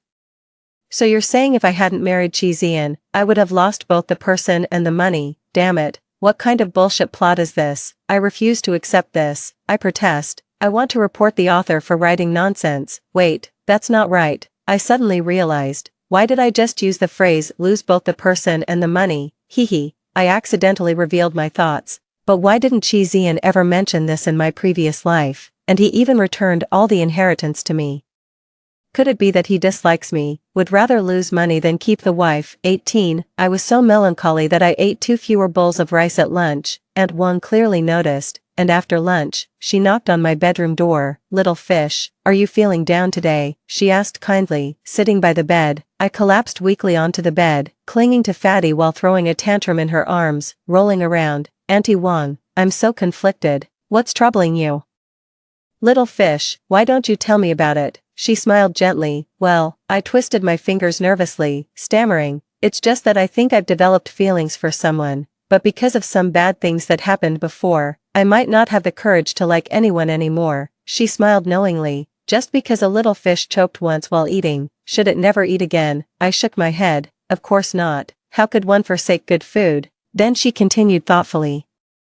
"By the same logic, is it worth giving up many other wonderful things just because of one bad experience?" I immediately shook my head. "But I'm not sure if he likes me," I muttered quietly, feeling somewhat dejected. "You're talking about Mr. Chi, aren't you?" Her response hit the nail on the head, having my thoughts seen through so easily. I buried my head in Fatty's big belly in embarrassment. "I actually think if it's Mr. Chi, little fish could give it a try." She gently lifted my head, freeing Fatty's belly. "I believe Mr. Chi isn't the type to play with people's feelings. Perhaps I'm just not ready myself." I couldn't help but sigh. She then smiled slightly and comforted me considerately. "Little fish, remember this, whether you choose to marry or stay single, either path should be taken for the sake of happiness, but neither is a completely foolproof choice. When you don't know where to start, try following your most primal instinct. Go with your intuition, you might just stumble upon an unexpected surprise." Aunt Wang went out, leaving me alone to quietly gather my thoughts. After thinking for a long time, I realized she was right. There is no perfect choice in this world. I should let go of the past and give myself a chance. So I immediately got out of bed and rushed into the study, slamming the marriage certificate onto his desk. With hands on my hips, I declared boldly despite lacking justification, "Chi Zian, do you want a wife or not?" He slowly raised his head, stared at the marriage certificate for a long while, then said expressionlessly, "If you want the inheritance, I can give it to you directly." "No, no, no." I shook a finger and said seriously, "That inheritance is the betrothal gift for marrying you. What if I don't want it?" He raised an eyebrow and looked at me leisurely. I stepped forward, grabbed his tie, and pretended to be fierce, saying, "Then I'll have no choice but to kidnap you back to the Gu family ancestral home to be my bandit's wife." He feigned a sigh, smiling like a fox with a big tail. "Well then, I'll reluctantly accept it." I patted his head. "Good boy. I'll work hard to earn money and take care of you." He loosened his cuffs and glanced at me sideways. "Have I been too indulgent with you lately?" Sensing danger, I quickly made my escape. His teasing voice immediately came from behind, "Little coward." After the impulse came a wave of fear. Standing outside the study door, my heart pounded wildly, my back drenched in cold sweat. Heaven knows how much I was bluffing just now. My legs weak with nervousness, I couldn't help but touch my face. It was indeed burning hot, probably red as a ripe tomato by now. Humph, at least he knows what's good for him. If he dares to refuse, well, actually getting rejected isn't the end of the world. So what if I fail? There's plenty more fish in the sea. 19. According to the plot, Chen Yi and Lin Yuyu would both be admitted to Shanghai Ocean University, while Su Yanhe, after repeating a year, followed closely by entering the neighboring Shanghai Jiaotong University. But I never expected to see Su Yanhe as the freshman representative giving a speech at the new student orientation ceremony. He was clearly targeting me, because he openly and aggressively pursued me. Accidental encounters, saving seats, buying meals, sending flowers and gifts, posting on confession walls. He would stop at nothing. Gossip spread instantly across campus. A handsome freshman hopelessly infatuated with the department's flower, willingly licking boots. I've rejected him countless times. I even crushed the gifts underfoot in front of him and threw them in the trash, but it completely failed to dispel his paranoia. That day, after the club's public performance ended, I gave a thank you speech as the lead actor, amid the crowd's teasing.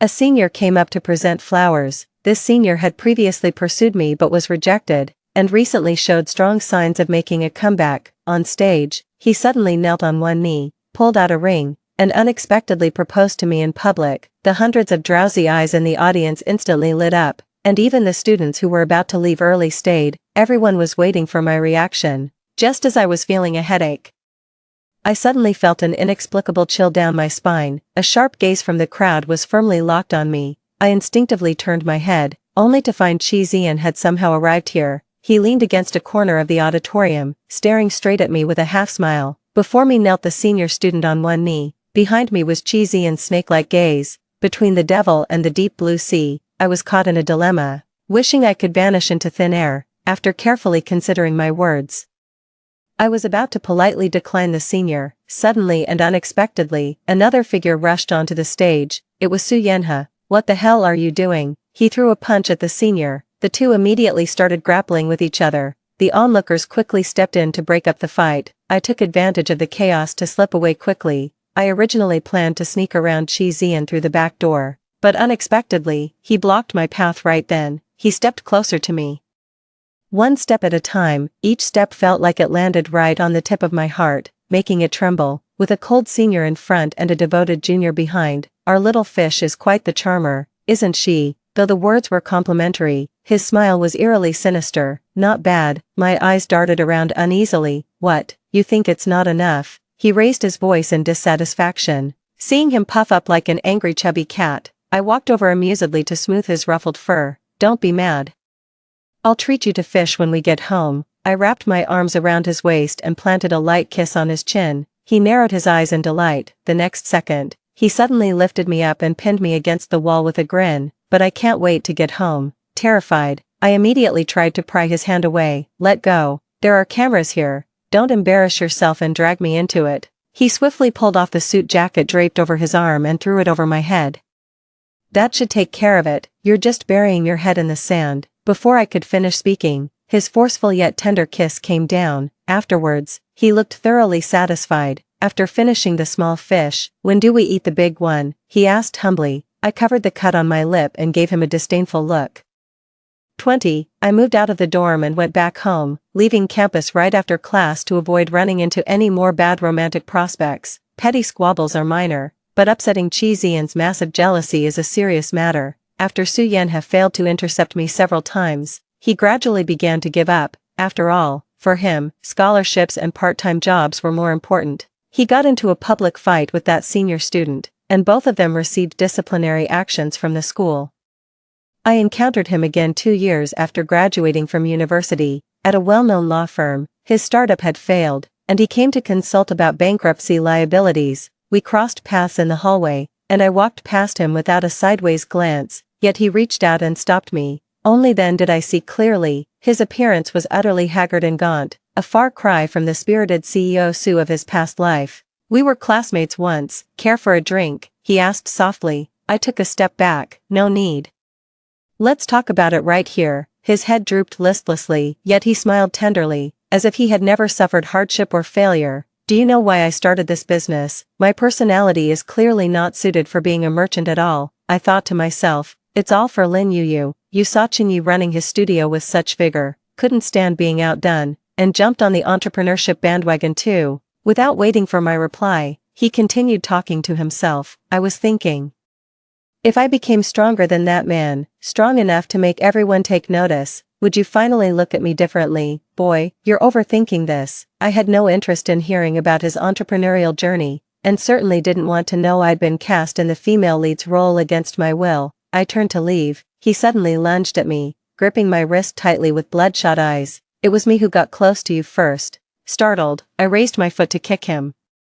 His eyes cleared in an instant as he reluctantly released my hand. "Sorry, I lost control." Then he gazed at me intently again. "Someone asked me to relay a message to you. He said he didn't mean to abandon you and your child that day. When he went to find Lin Yuyu, he intended to end things and tell her to stop pursuing him, but he never expected." "What nonsense are you spouting?" I impatiently cut him off. Pretending to be completely clueless. "I'm not even married. How could I have a child?"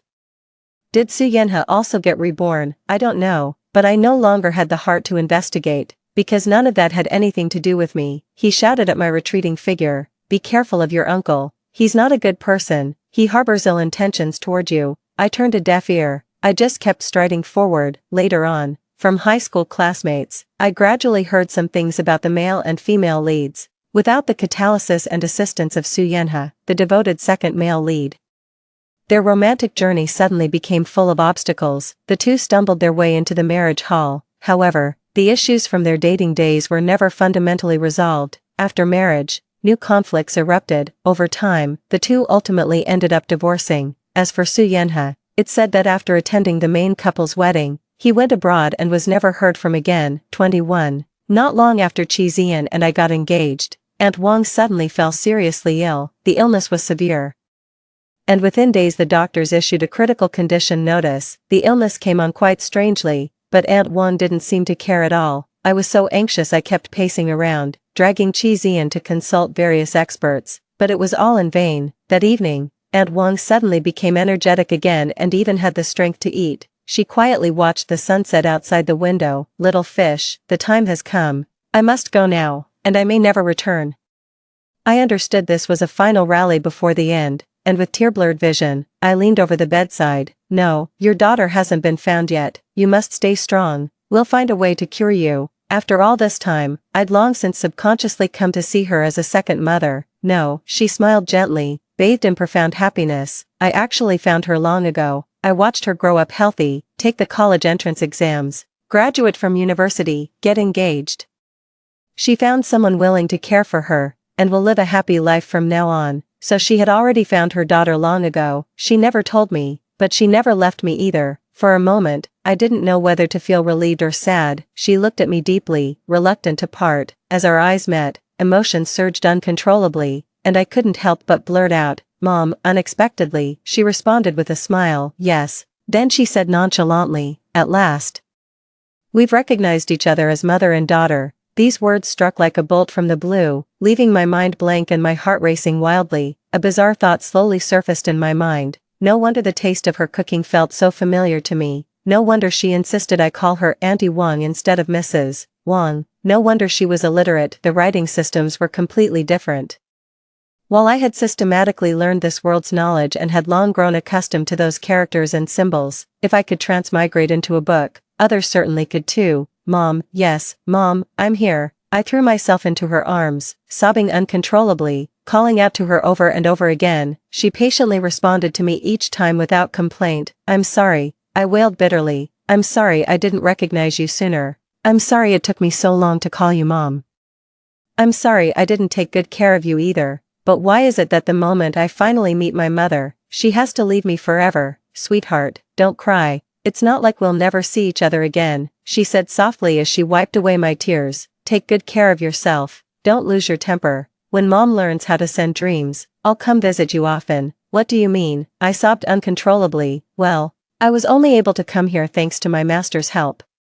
But as the price for helping you be reborn, I had to become his disciple, inherit his legacy, and couldn't acknowledge you as my mother," she explained gently. The more I listened, the more astonished I became. Hastily wiping away my tears, I pressed on. "Who is your master?" "Lady Mengpa," she replied with an embarrassed smile. "My master praised my cooking skills and wanted me to take over his job of brewing Mengpa soup." My mouth instantly gaped as wide as a goose egg. After a long while, I finally found my voice again and choked out, "You're not lying to me just to make me happy, are you? When have I ever lied to you?" I wiped my tears, sniffling and sobbing. Then Mom, you mustn't forget me. You have to come visit me often." She nodded with tears in her smile. Wait for me in the future, when I'll bring your son-in-law to see you at the Bridge of Helplessness." She burst into laughter and playfully tapped my nose with her translucent finger. We held each other tightly in an embrace. Before long, in a dazzling halo of light, her body gradually faded away, finally transforming into a streak of light. It flew out the window. Time began flowing again. And only then did I hear Qi Zian's anxious shouts outside the door. "Xiao Yu, what happened? I heard you crying." He forcefully broke open the door, rushed in, didn't even glance at the empty bed, and strode over to pull me into his embrace. "It's okay, don't be afraid, I'm here with you, you're not alone." Tears streamed freely as I buried my face hard into his chest. So, I wasn't all alone after all. While I'm here trying my best to redeem others, Mom is also working hard to save me on the other end. End of main text. Extra. 1. Qi Zian fell in love with Gu Yu at first sight. Unfortunately, at that time, he didn't know this was the person he was betrothed to since childhood. They first met at a rural homestay. At the time, He was looking for a parking spot when an old man suddenly ran over and lay down right in front of his car. He suddenly realized this was a setup for extortion. Already irritated from driving, now some fool was trying to scam him. Just as he hesitated between driving off or paying to avoid trouble, a strange girl rushed over. Guyu came to deliver justice. She and her roommates had just been extorted by this old man yesterday. Within moments, she was shouting at the old man, whose booming voice and practiced aggression showed he'd done this many times before. Amidst the shouting, she suddenly clutched her chest, crouched on the ground trembling all over, and extended a shaky little hand toward the old man, making as if to grab his pant leg. Help. I have a heart condition, don't you dare leave. This is all your fault, you're not getting away without paying me 8 to 10 million. The old man took one look and realized he'd encountered someone who'd stop at nothing. He bolted away with swift, vigorous strides. Zian immediately wanted to carry her to the hospital. Unexpectedly, she scrambled to her feet in one go, dusting off her clothes as she did. Hee. Actually, I'm not sick at all, just scaring that old man. List wasn't there at the time. Otherwise Guyu would have recognized that the person before her was none other than her elusive little uncle. Zian gazed at the mischievous, bright-eyed girl before him, experiencing for the first time what it meant to have a heart fluttering like a startled deer. He used to scoff at such romantic descriptions in classic literature. Why a startled deer? Why not a stampeding elephant? Was this some kind of elephant discrimination? To express his gratitude, Zian treated her to a meal, but Guyu declined, saying her friends were waiting for her return. They were traveling during the National Day holiday. With that said, she waved her hand and ran off. The beauty didn't even leave her name, let alone contact information. In fact, if Zian had paid more attention to his niece, he would have recognized his sweetheart long ago. Although he took over the guardianship of Guyu, it was out of gratitude towards Grandpa Gu. He himself had no thoughts whatsoever about Guyu. The only time I met Guyu, she was just 12 years old, while I was already nearly 20, long immersed in a life of power struggles and bloodshed. How could I possibly be interested in some little girl? So he arranged for someone to take care of her and simply left the country without a second thought. Even though Lister reported Guyu's situation to him every year, he couldn't be bothered to look, only caring that she was doing fine. He rarely sought out Guyu. She seldom contacted him either, preferring to reach out to Lister if needed. This resulted in the relationship between the two people being almost like that of complete strangers. 2. The second time they met was in Shanghai. She tapped on his car window with a radiant smile. Sir, buy one please, support a college student's entrepreneurship. It turned out this was Guyu and her classmates' practical assignment, the street vendor economy, where they needed to reach a certain sales target to pass. Ziyuan chose a car tassel because she said she had woven it herself. Then, like an awkward young boy, he excitedly hung this cheap, colorful tassel on his luxurious, expensive car. He stared at the swaying tassel as if gazing at his own restless heart. How beautiful, he thought, as he was admiring. It suddenly occurred to him that after all this time of unrequited love, he still didn't know who she was. But by the time he got off the car to look for her, she had already disappeared. He drove around the area several more times, but didn't see her again. She probably had already returned to school. He was frustrated for quite a while, but it was no use. However, he planned to attend to the important matters first and come back to search slowly later. This trip back to Shanghai was mainly to handle the Gu family inheritance matters. The little niece was already in college. It was time for him to return the inheritance to her. As for the arranged marriage, he never took it seriously. He wouldn't force himself to marry someone he didn't love for money, nor would he ruin a girl's entire life. Besides, he already had someone he liked now. 3. The heavens played a huge joke on him. When he stepped into the same doorway with Guyu, he was utterly shocked. With a tinge of regret creeping in, Guyu was also stunned speechless.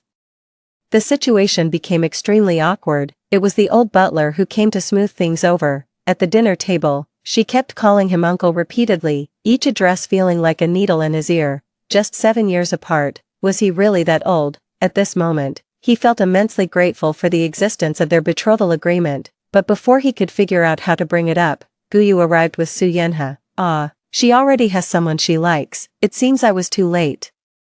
He couldn't stop regretting, hating himself for not being attentive enough and letting the opportunity slip away. Emotions swung wildly between extreme joy and sorrow. Falling from heaven into hell is nothing compared to this. In truth, He had the despicable thought of using the marriage contract and the inheritance to force Guyu to marry him, but would that still be Chi-Zian if he did so? He disdained being the third party who steals love, nor did he want a relationship obtained through coercion.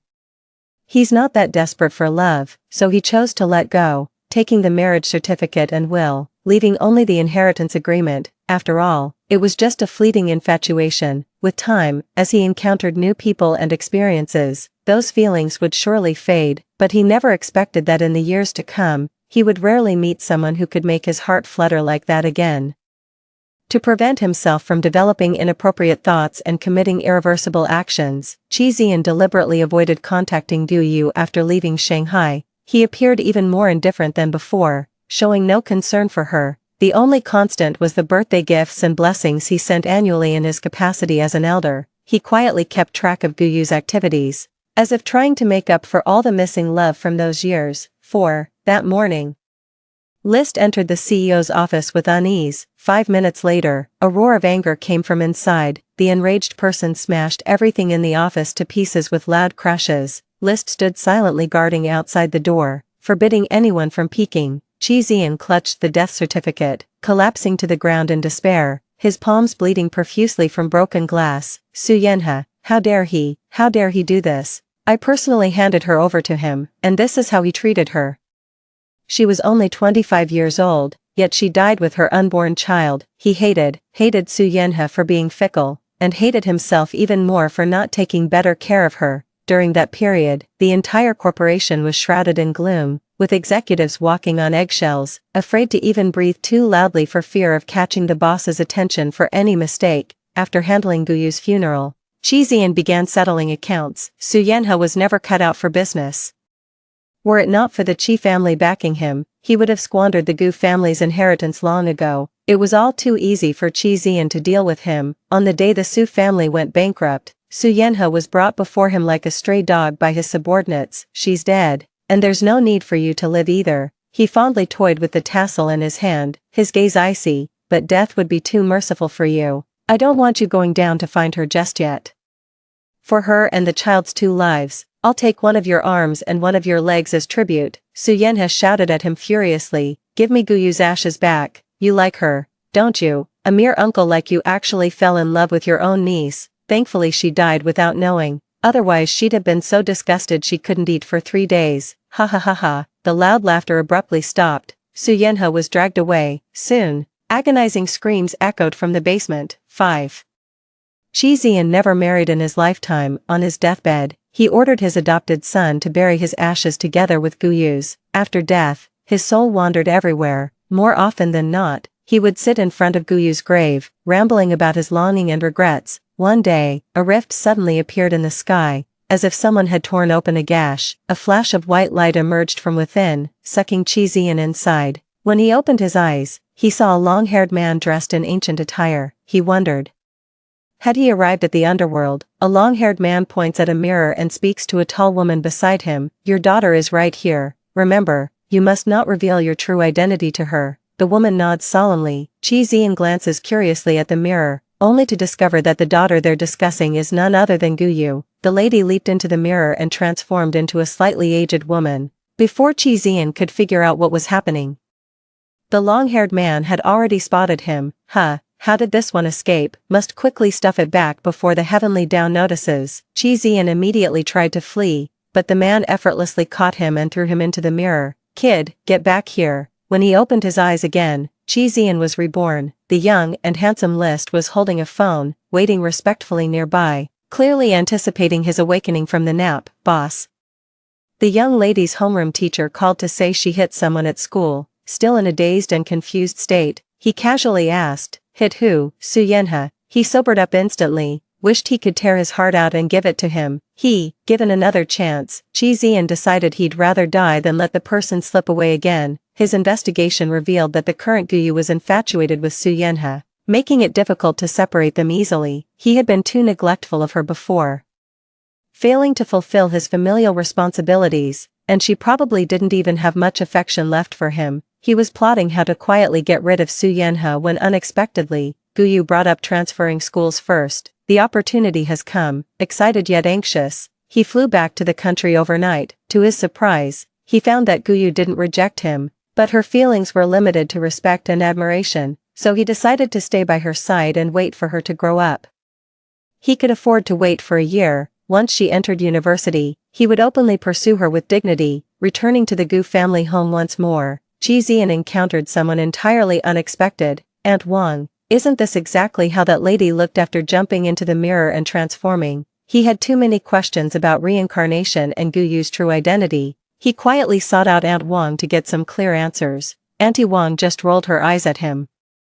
Mind your own business about celestial matters. He awkwardly rubbed his nose. Fine, whatever his mother-in-law says goes. The end. Story 2. In the late stage of pregnancy, my husband suddenly proposed adopting a child so that we could register them as twins together. I was worried that it was illegal, but my husband said that adopting an orphan was a good deed and would bring good karma. In my previous life, I believed his nonsense. He coaxed me into resigning from my job.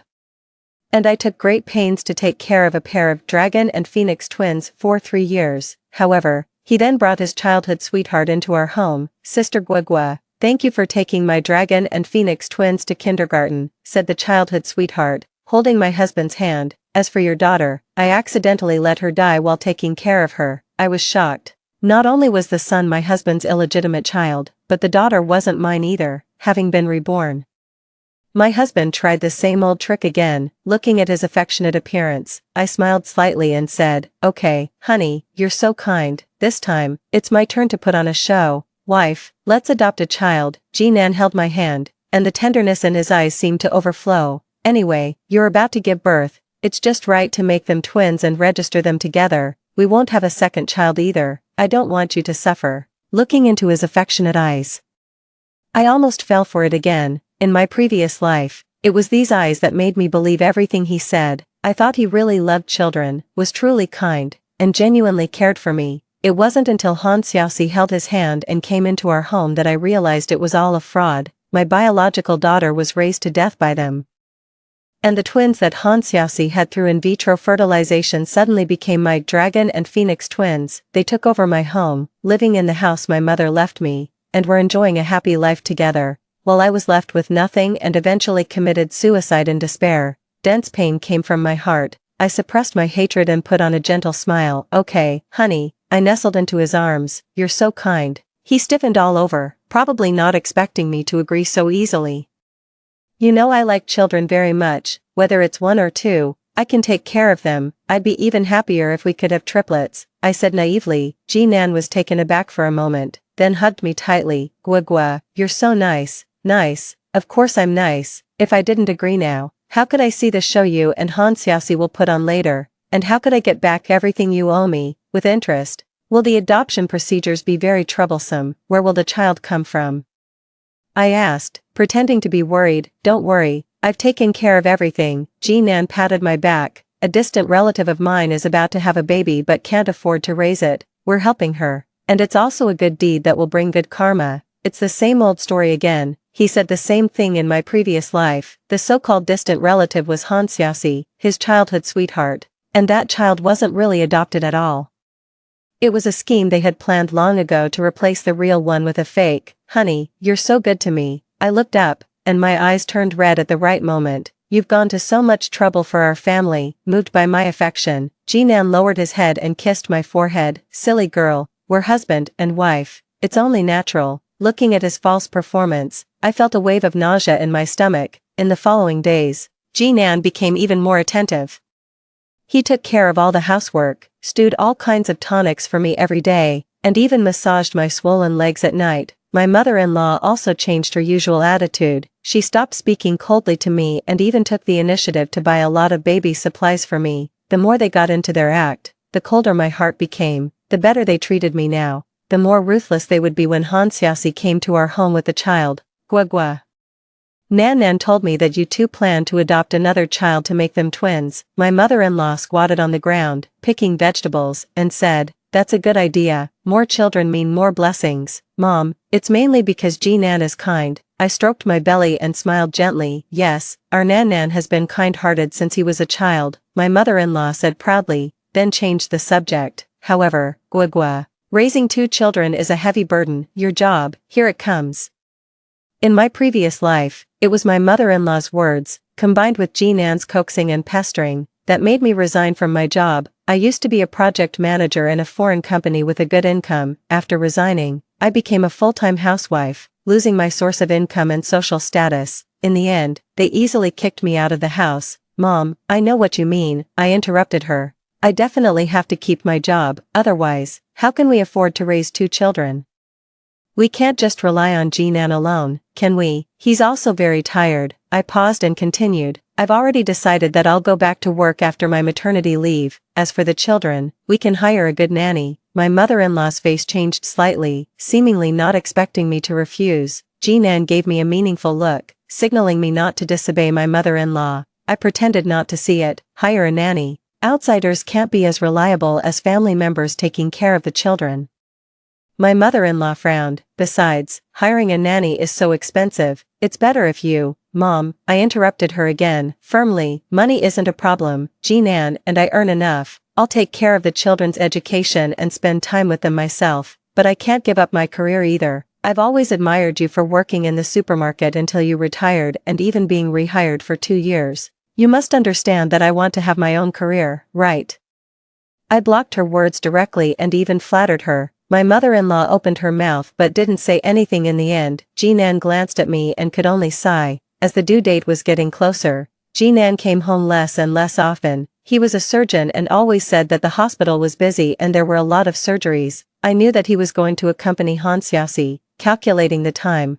Hansiasi was also about to give birth. In my previous life, we gave birth to our children in my husband's hospital. I gave birth to a daughter, and she gave birth to a pair of dragon and phoenix twins. Taking advantage of his position, Jean Ann not only got me a son but also exchanged our daughters at Hansiasi's plea. Then he announced to the outside world that I had given birth to dragon and phoenix twins, and my poor daughter disappeared silently just like that. Just thinking about it made my heart ache as if it were being stabbed by a knife.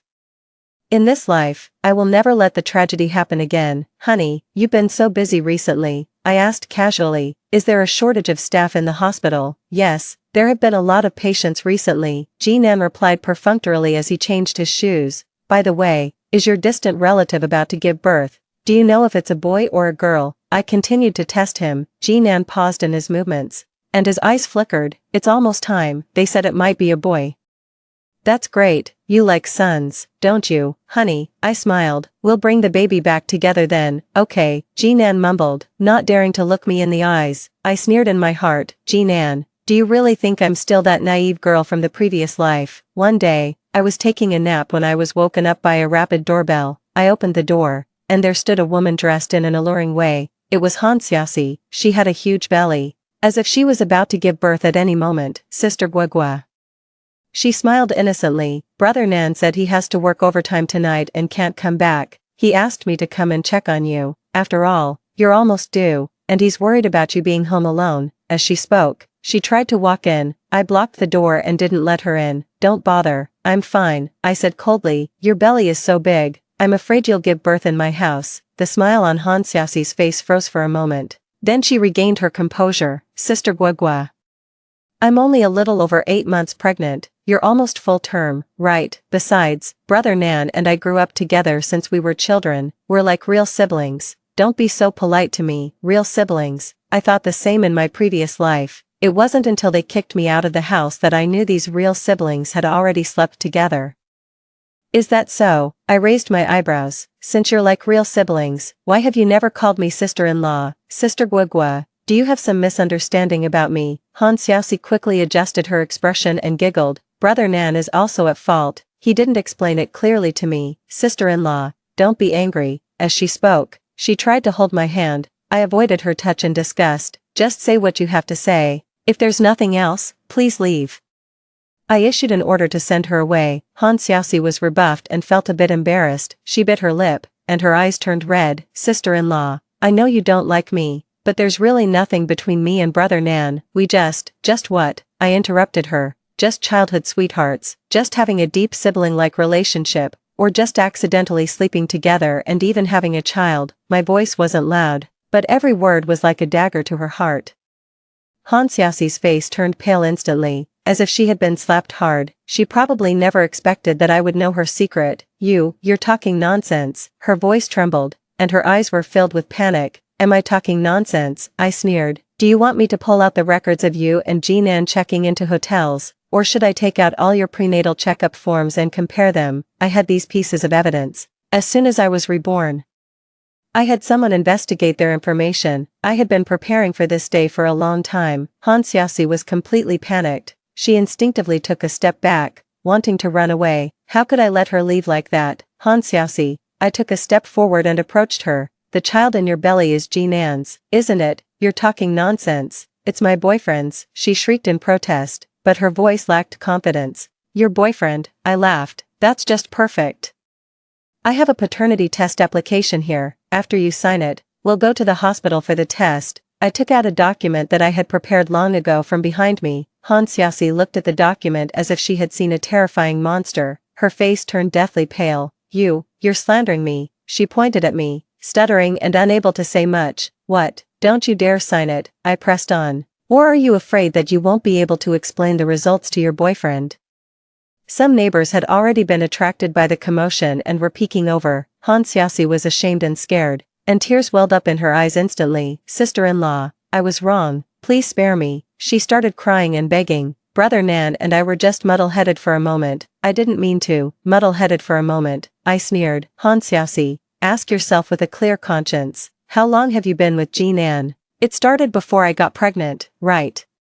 You two plotted against me with such careful planning, and now you're telling me it was just a moment of confusion. I raised my voice to make sure that the neighbors around could hear clearly. You even wanted to pin your illegitimate child on me and make me raise it for you. You have such a vicious mind. Hansiasi was thoroughly scolded by me and started crying even louder. The voices of the neighbors talking about it grew louder and louder. She's really shameless. She's having an affair with someone else's husband. She even wants the wife to raise the mistress's child. That's so vicious. She looks so innocent. But I didn't expect her to be this kind of person. Hansiasi completely broke down. She covered her face and squatted on the ground, wailing. Just then, a familiar black car stopped downstairs. Jean-Anne was back. When Jean-Anne saw the scene in front of him, his face instantly darkened. He walked over quickly and helped Hansiasi up from the ground.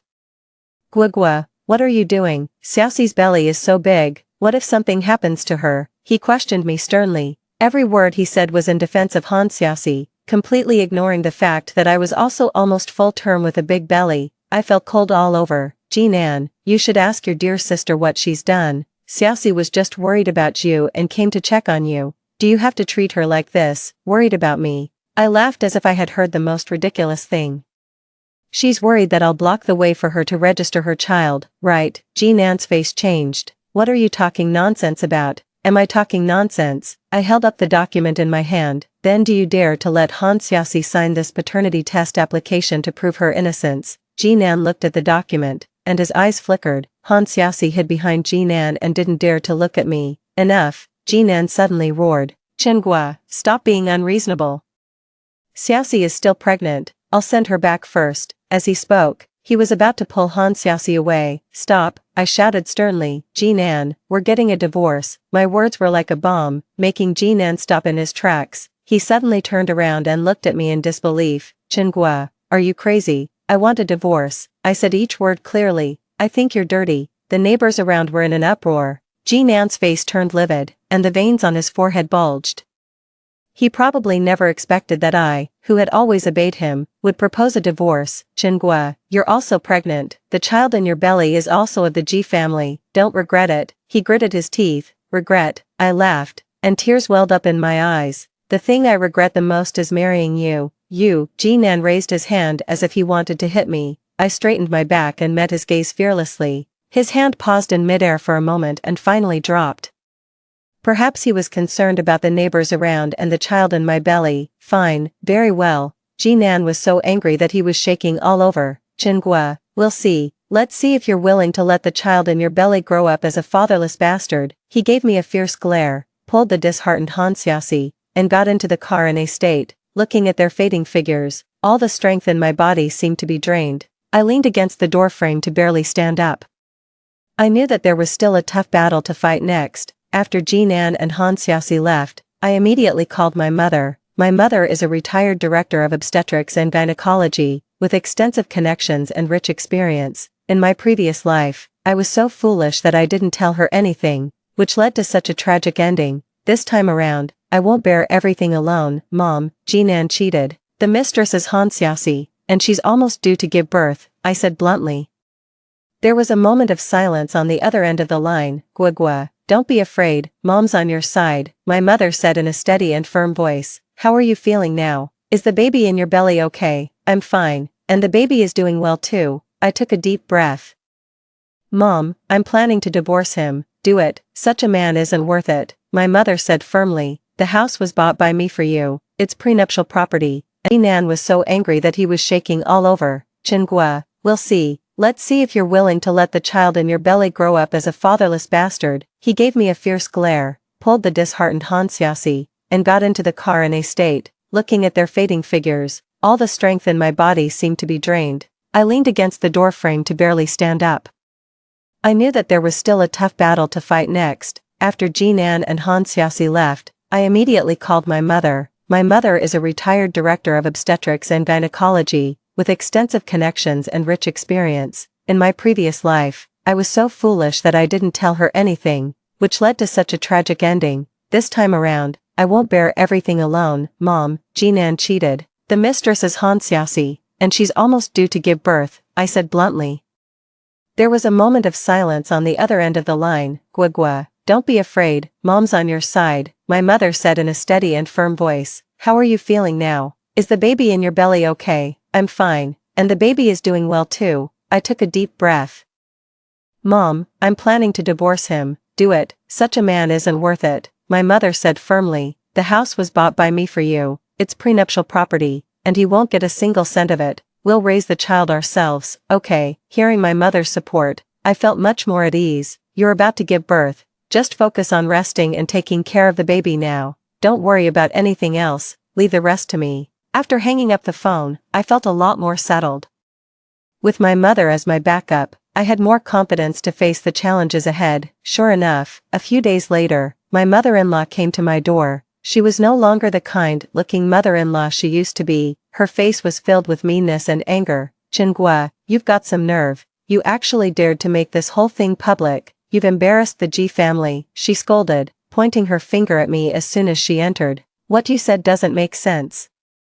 Isn't it Jinan who should be ashamed? He cheated, kept a mistress, and even wanted me to raise the mistress's child. I calmly retorted. You. My mother-in-law was taken aback and turned green with anger. Nan was just confused for a moment. Which man doesn't make mistakes? Can't you be more magnanimous? Magnanimous? I laughed. Mom, if Dad had some illegitimate children outside, could you be magnanimous? My mother-in-law was left speechless, her face turning red and then white.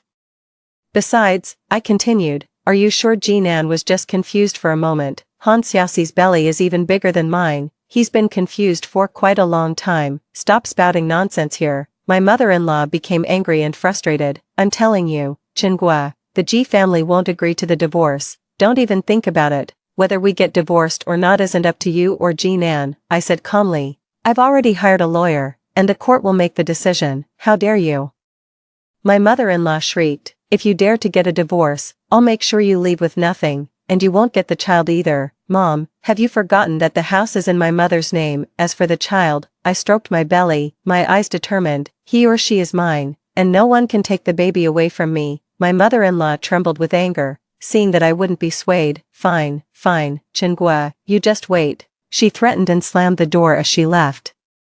I knew she would definitely go to Jinan to discuss countermeasures, but I was well prepared. As my due date approached, I was admitted to a private hospital arranged by my mother. This hospital had strict security and excellent service. Most importantly, the doctors and nurses there were either my mother's former colleagues or her students, so I could trust them completely. Jinan and my mother-in-law didn't give up. They tried to come to the hospital several times but were turned away by me. Unable to get in touch with me, they could only worry anxiously. One day, my mother came to visit me and brought some news. Hanxiasi had a premature birth and gave birth to a pair of dragon and phoenix twins. Oh, I wasn't surprised. Twins have a relatively high probability of being born prematurely, and besides, she was emotionally stimulated when she came to my house and caused a scene last time. Jinan and his mother have been trying to pull strings everywhere. Trying to register the children under Jinan's name, my mother continued, but I've already put in a word, and they won't succeed so easily. Mom, thank you, I said sincerely. Silly child, don't be so polite with me. My mother held my hand. Don't worry, Mom won't let you be wronged. A few days later, I successfully gave birth to a daughter. Looking at the tiny, wrinkled baby in my arms, my heart melted. This was my daughter. The precious child I had regained. I named her Anan. Hoping that she would have a peaceful and happy life. During the confinement period, my mother took extremely good care of me. Anan was also very well behaved, sleeping and eating most of the time, and rarely crying. I was immersed in the joy of becoming a mother and temporarily forgot about all the troubles. However, Jinan and my mother-in-law didn't give up. Since they couldn't get to me, they turned their attention to my parents. My mother-in-law went to my parents' house several times, creating a scene, saying that I was unfilial and wouldn't let her see her granddaughter. Jinan also pretended to be repentant, calling my father, saying that he knew he was wrong and begging for my forgiveness and a chance. My parents were firm in their attitude and directly turned them away. Gwa, don't be soft-hearted, my mother reminded me on the phone. For a man like this, there are only two options. Either he cheats 0 times or 100 times. Mom, I know. How could I be soft-hearted? I couldn't forget the pain of my previous life, not even for a single day and night. After the confinement period, I began to deal with the divorce proceedings. My lawyer told me that since Jinan had an affair during the marriage and had illegitimate children, I had sufficient evidence to prove that he was at fault, which was very favorable for the divorce lawsuit. In terms of property division, the house was my prenuptial property and had nothing to do with Jinan. The post-marital property mainly consisted of Jinan's salary and some savings, and I could ask for a larger share. As for the custody of the child, there was almost no doubt about it. Everything seemed to be going in a good direction. But just before the court session, Han Xiaoxi showed up again. Han Xiaoxi, holding her dragon and phoenix twins, came to my parents' house. She knelt at the door, crying pitifully, claiming that she had been deceived by Jinan and begging my parents to take her and the children in. Uncle and aunt, I know I was wrong. I shouldn't have broken up Sister Guogua's family, she sobbed. Jinan said I ruined his reputation and made him lose face in front of neighbors and colleagues, and he refuses to acknowledge us as his family. Please have mercy and give me and the children a way to survive. My parents are kind-hearted people, although they despised Han Xiaoxi.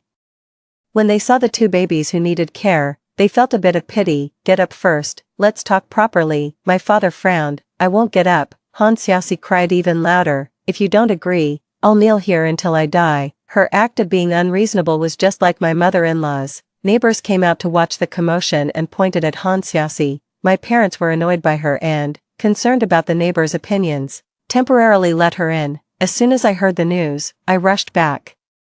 When I entered the door, I saw Han Xiaoxi sitting on the sofa, holding the children and wiping her tears, while my mother sighed beside her. Han Xiaoxi, what tricks are you playing this time? I looked at her coldly. Sister Guogua. Han Xiaoxi stood up immediately when she saw me, with a flattering smile on her face. I'm really at the end of my rope. Isn't he your brother Nan? Didn't he abandon his wife and child for you? I interrupted her unceremoniously. Han Xiaoxi's face turned pale, and tears streamed down her face again. This matter has gone viral online, and even Jinan's grandfather knows about the children. They all think I'm a disgrace and kicked us out, not even giving us any living expenses. As she spoke, she secretly observed my reaction.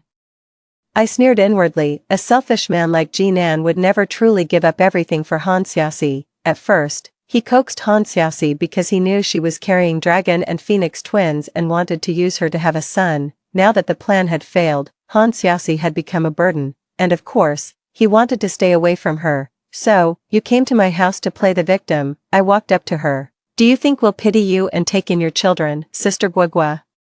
For the sake of the children, Jinan is your husband, and these are the Ji family's flesh and blood after all. Han Xiaoxi tried to appeal to my emotions. Children, I looked at the 2 babies in her arms. Han Xiaoxi, are you crazy? Don't you know I'm divorcing him? If it weren't for you and Jinan, my daughter wouldn't have been born without a father's love. Why should your children have what my daughter doesn't? Han Xiaoxi was intimidated by my imposing manner and shrank back, holding the children tightly. Mom, Dad, I turned to my parents. Tell her to get out. We don't welcome people like her in our house. My mother nodded and stood up. Miss Han, please leave, my father also said with a stern face, we can't help you. Seeing that my parents were determined, Han Xiaoxi knew her act of playing the victim wouldn't work. The pitiful look on her face disappeared instantly, replaced by a hint of venom. Chenghua, don't be too proud, she gritted her teeth. Even if I have a hard time, you won't have it easy either. Jinan won't let you off so easily, is that so? I shrugged indifferently. Then we'll see each other in court. The court date arrived quickly. Jinan and my mother-in-law both appeared in court. Jinan looked much more haggard, with red blood streak in his eyes, probably because he had been overwhelmed by Han Xiaoxi and her 2 children recently. My mother-in-law glared at me angrily, as if I were a heinous criminal, in court. My lawyer submitted all the evidence of Jinan's affair during the marriage and the fact that he had illegitimate children with Han Xiaoxi. The evidence was conclusive, and Jinan had no way to deny it. He tried to defend himself, saying that he was confused for a moment and was seduced by Han Xiaoxi. He also said that he was willing to leave the marriage with nothing but begged me not to divorce him and give him a chance to reform. His performance was full of tears, but I wasn't moved.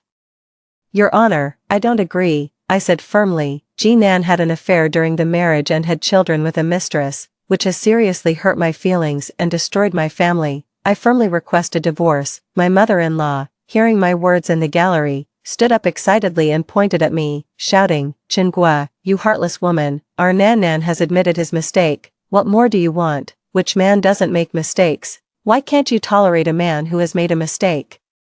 The judge banged the gavel. Order, gallery attendees, please remain quiet, otherwise, you will be asked to leave. My mother-in-law sat down reluctantly. Seeing that pleading was useless, Jinan started to fight for property and custody. He demanded a share of the postmarital property and joint custody of our daughter. And then, the house is prenuptial property and has nothing to do with you. My lawyer refuted clearly. Regarding the postmarital property, considering that the defendant is at fault, we request a larger share. As for custody, since the child is still breastfeeding, according to the law, the mother should have custody. The defendant's improper behavior, such as having an affair during the marriage, is not conducive to the child's growth. We firmly demand sole custody of the child. Jinan's lawyer tried to refute but couldn't produce strong evidence. Finally, the judge pronounced the verdict in court. The divorce was granted.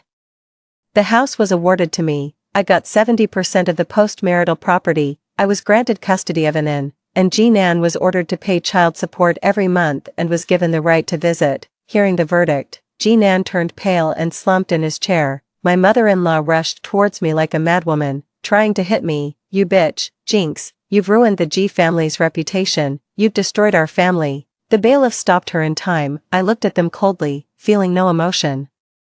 After the divorce, I started a new life with an inn. I went to work during the day and took care of the baby at night. It was hard work, but I felt fulfilled. Jinan would occasionally come to see an inn. Every time, he tried to get on good terms with me and said things to show his regret. Once, he even knelt in front of me, crying and saying that he had been deceived.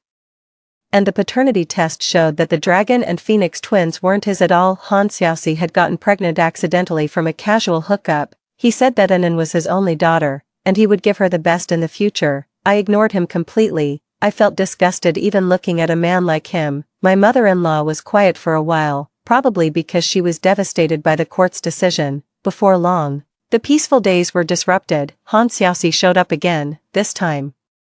She wasn't here to play the victim but to show off. She was dressed up beautifully and drove a brand new sports car, parking it downstairs of my house. Sister Guagua, long time no see. She took off her sunglasses and smiled triumphantly. I frowned. What do you want? Nothing much. I was just passing by and thought I'd see how you're doing. She looked me up and down. Oh, you're still working. How tiring. I'm doing fine. Don't bother. I didn't want to waste time talking to her, really. Han Xiaoxi laughed. I recently met a boss. Would you like me to introduce you to him someday? His company happens to be looking for a cleaning lady. She deliberately showed off the diamond watch on her wrist. Oh, I said expressionlessly. Sister Guagua, do you think Jinan was blind? Back then, he chose an old shrew like you over a beautiful woman like me. She leaned in and said in a low voice, her tone full of provocation. Looking at her heavily made-up face, I suddenly found it ridiculous. Han Xiaoxi, have you forgotten who was crying and begging to be taken in at my door like a stray dog? Han Xiaoxi's face changed instantly. Now that you've found a new backer, you've forgotten how embarrassed you were. I continued to mock. But you'd better hold on to this new guy tightly, so you don't end up getting dumped like last time when he gets tired of you. Stop spouting nonsense." Han Xiaoxi became angry. "My Mr. Wang said he wants to marry me. I'll be Mrs. Wang soon." "Is that so?" I raised an eyebrow. "Does he know you have 2 children with someone else?" Han Xiaoxi's face turned even paler. "So what if he does or doesn't?" "I'm just reminding you," I said calmly. "Things obtained by relying on men won't last forever." After that, I ignored her and turned to enter the apartment building. Behind me, Han Xiaoxi's angry curses could be heard, but I didn't look back. Such a clown wasn't worth my time. 11 I thought Han Xiaoxi would be quiet for a while after being rebuked by me, but unexpectedly, she became even more excessive. She started spreading rumors about me online, saying that I had an affair during the marriage, abused my mother-in-law, and that Anan wasn't Jinan's child. The stories she fabricated were very detailed and convincing, and she even hired online trolls to stir up the situation. For a while, there were a lot of curses towards me on the internet. Some people who didn't know the truth even went downstairs to my company and hung up banners, asking me to get out of the company. My boss talked to me, although he didn't say it directly, the meaning was clear. He hoped that I could handle this matter as soon as possible and not let it affect the company.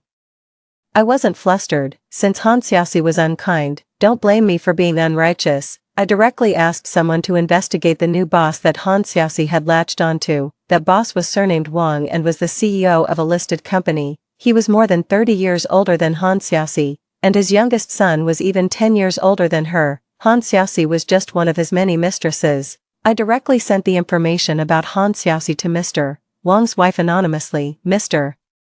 Wang's wife was a tough character, and her family background was very powerful. She immediately led a group of people to the apartment where Han Xiaoxi lived. It was said that the scene was quite spectacular. Han Xiaoxi was beaten black and blue, covered in injuries, and even had her nude photos taken. In order to calm his wife's anger, Mr.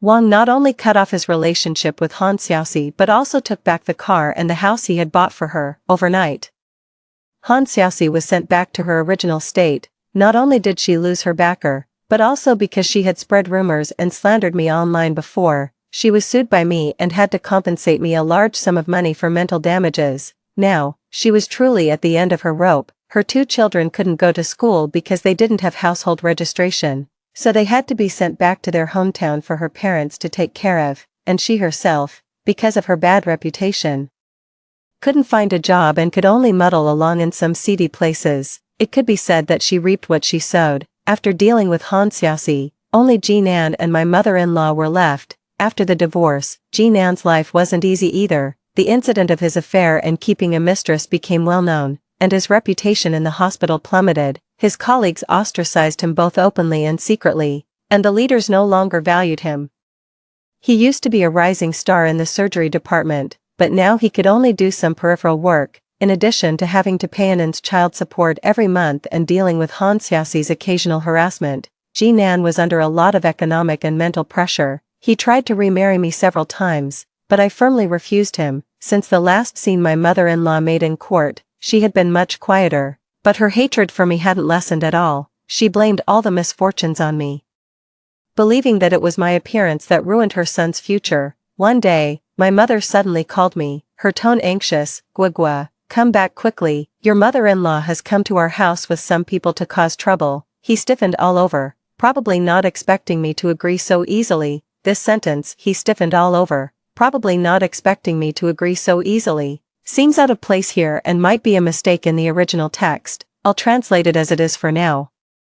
When I rushed home, the house was already in a mess. My mother-in-law brought several fierce-looking men and smashed the things in my house to pieces. My mother protected Anan and hid in the corner, looking pale with fear. "Chengua, you're a jinx, pay for my son's future." When my mother-in-law saw me, she pounced on me like a madwoman. I was prepared and dodged to the side. Those men also surrounded me. "What do you want to do?" I shouted sternly. "Breaking into a private house, destroying property, and you even want to hit people." "I've already called the police." Hearing that the police had been called, those men hesitated, but my mother-in-law didn't care. Hit her for me, beat this bitch to death." Just then, the sound of police sirens came from outside. The police arrived in time and controlled the situation. My mother-in-law and those men were all taken to the police station, because the circumstances were serious. My mother-in-law was detained for 15 days. After she was released, her health deteriorated rapidly, and she couldn't live without the hospital all year round. This incident caused a great stir in the city again. Jinan couldn't stay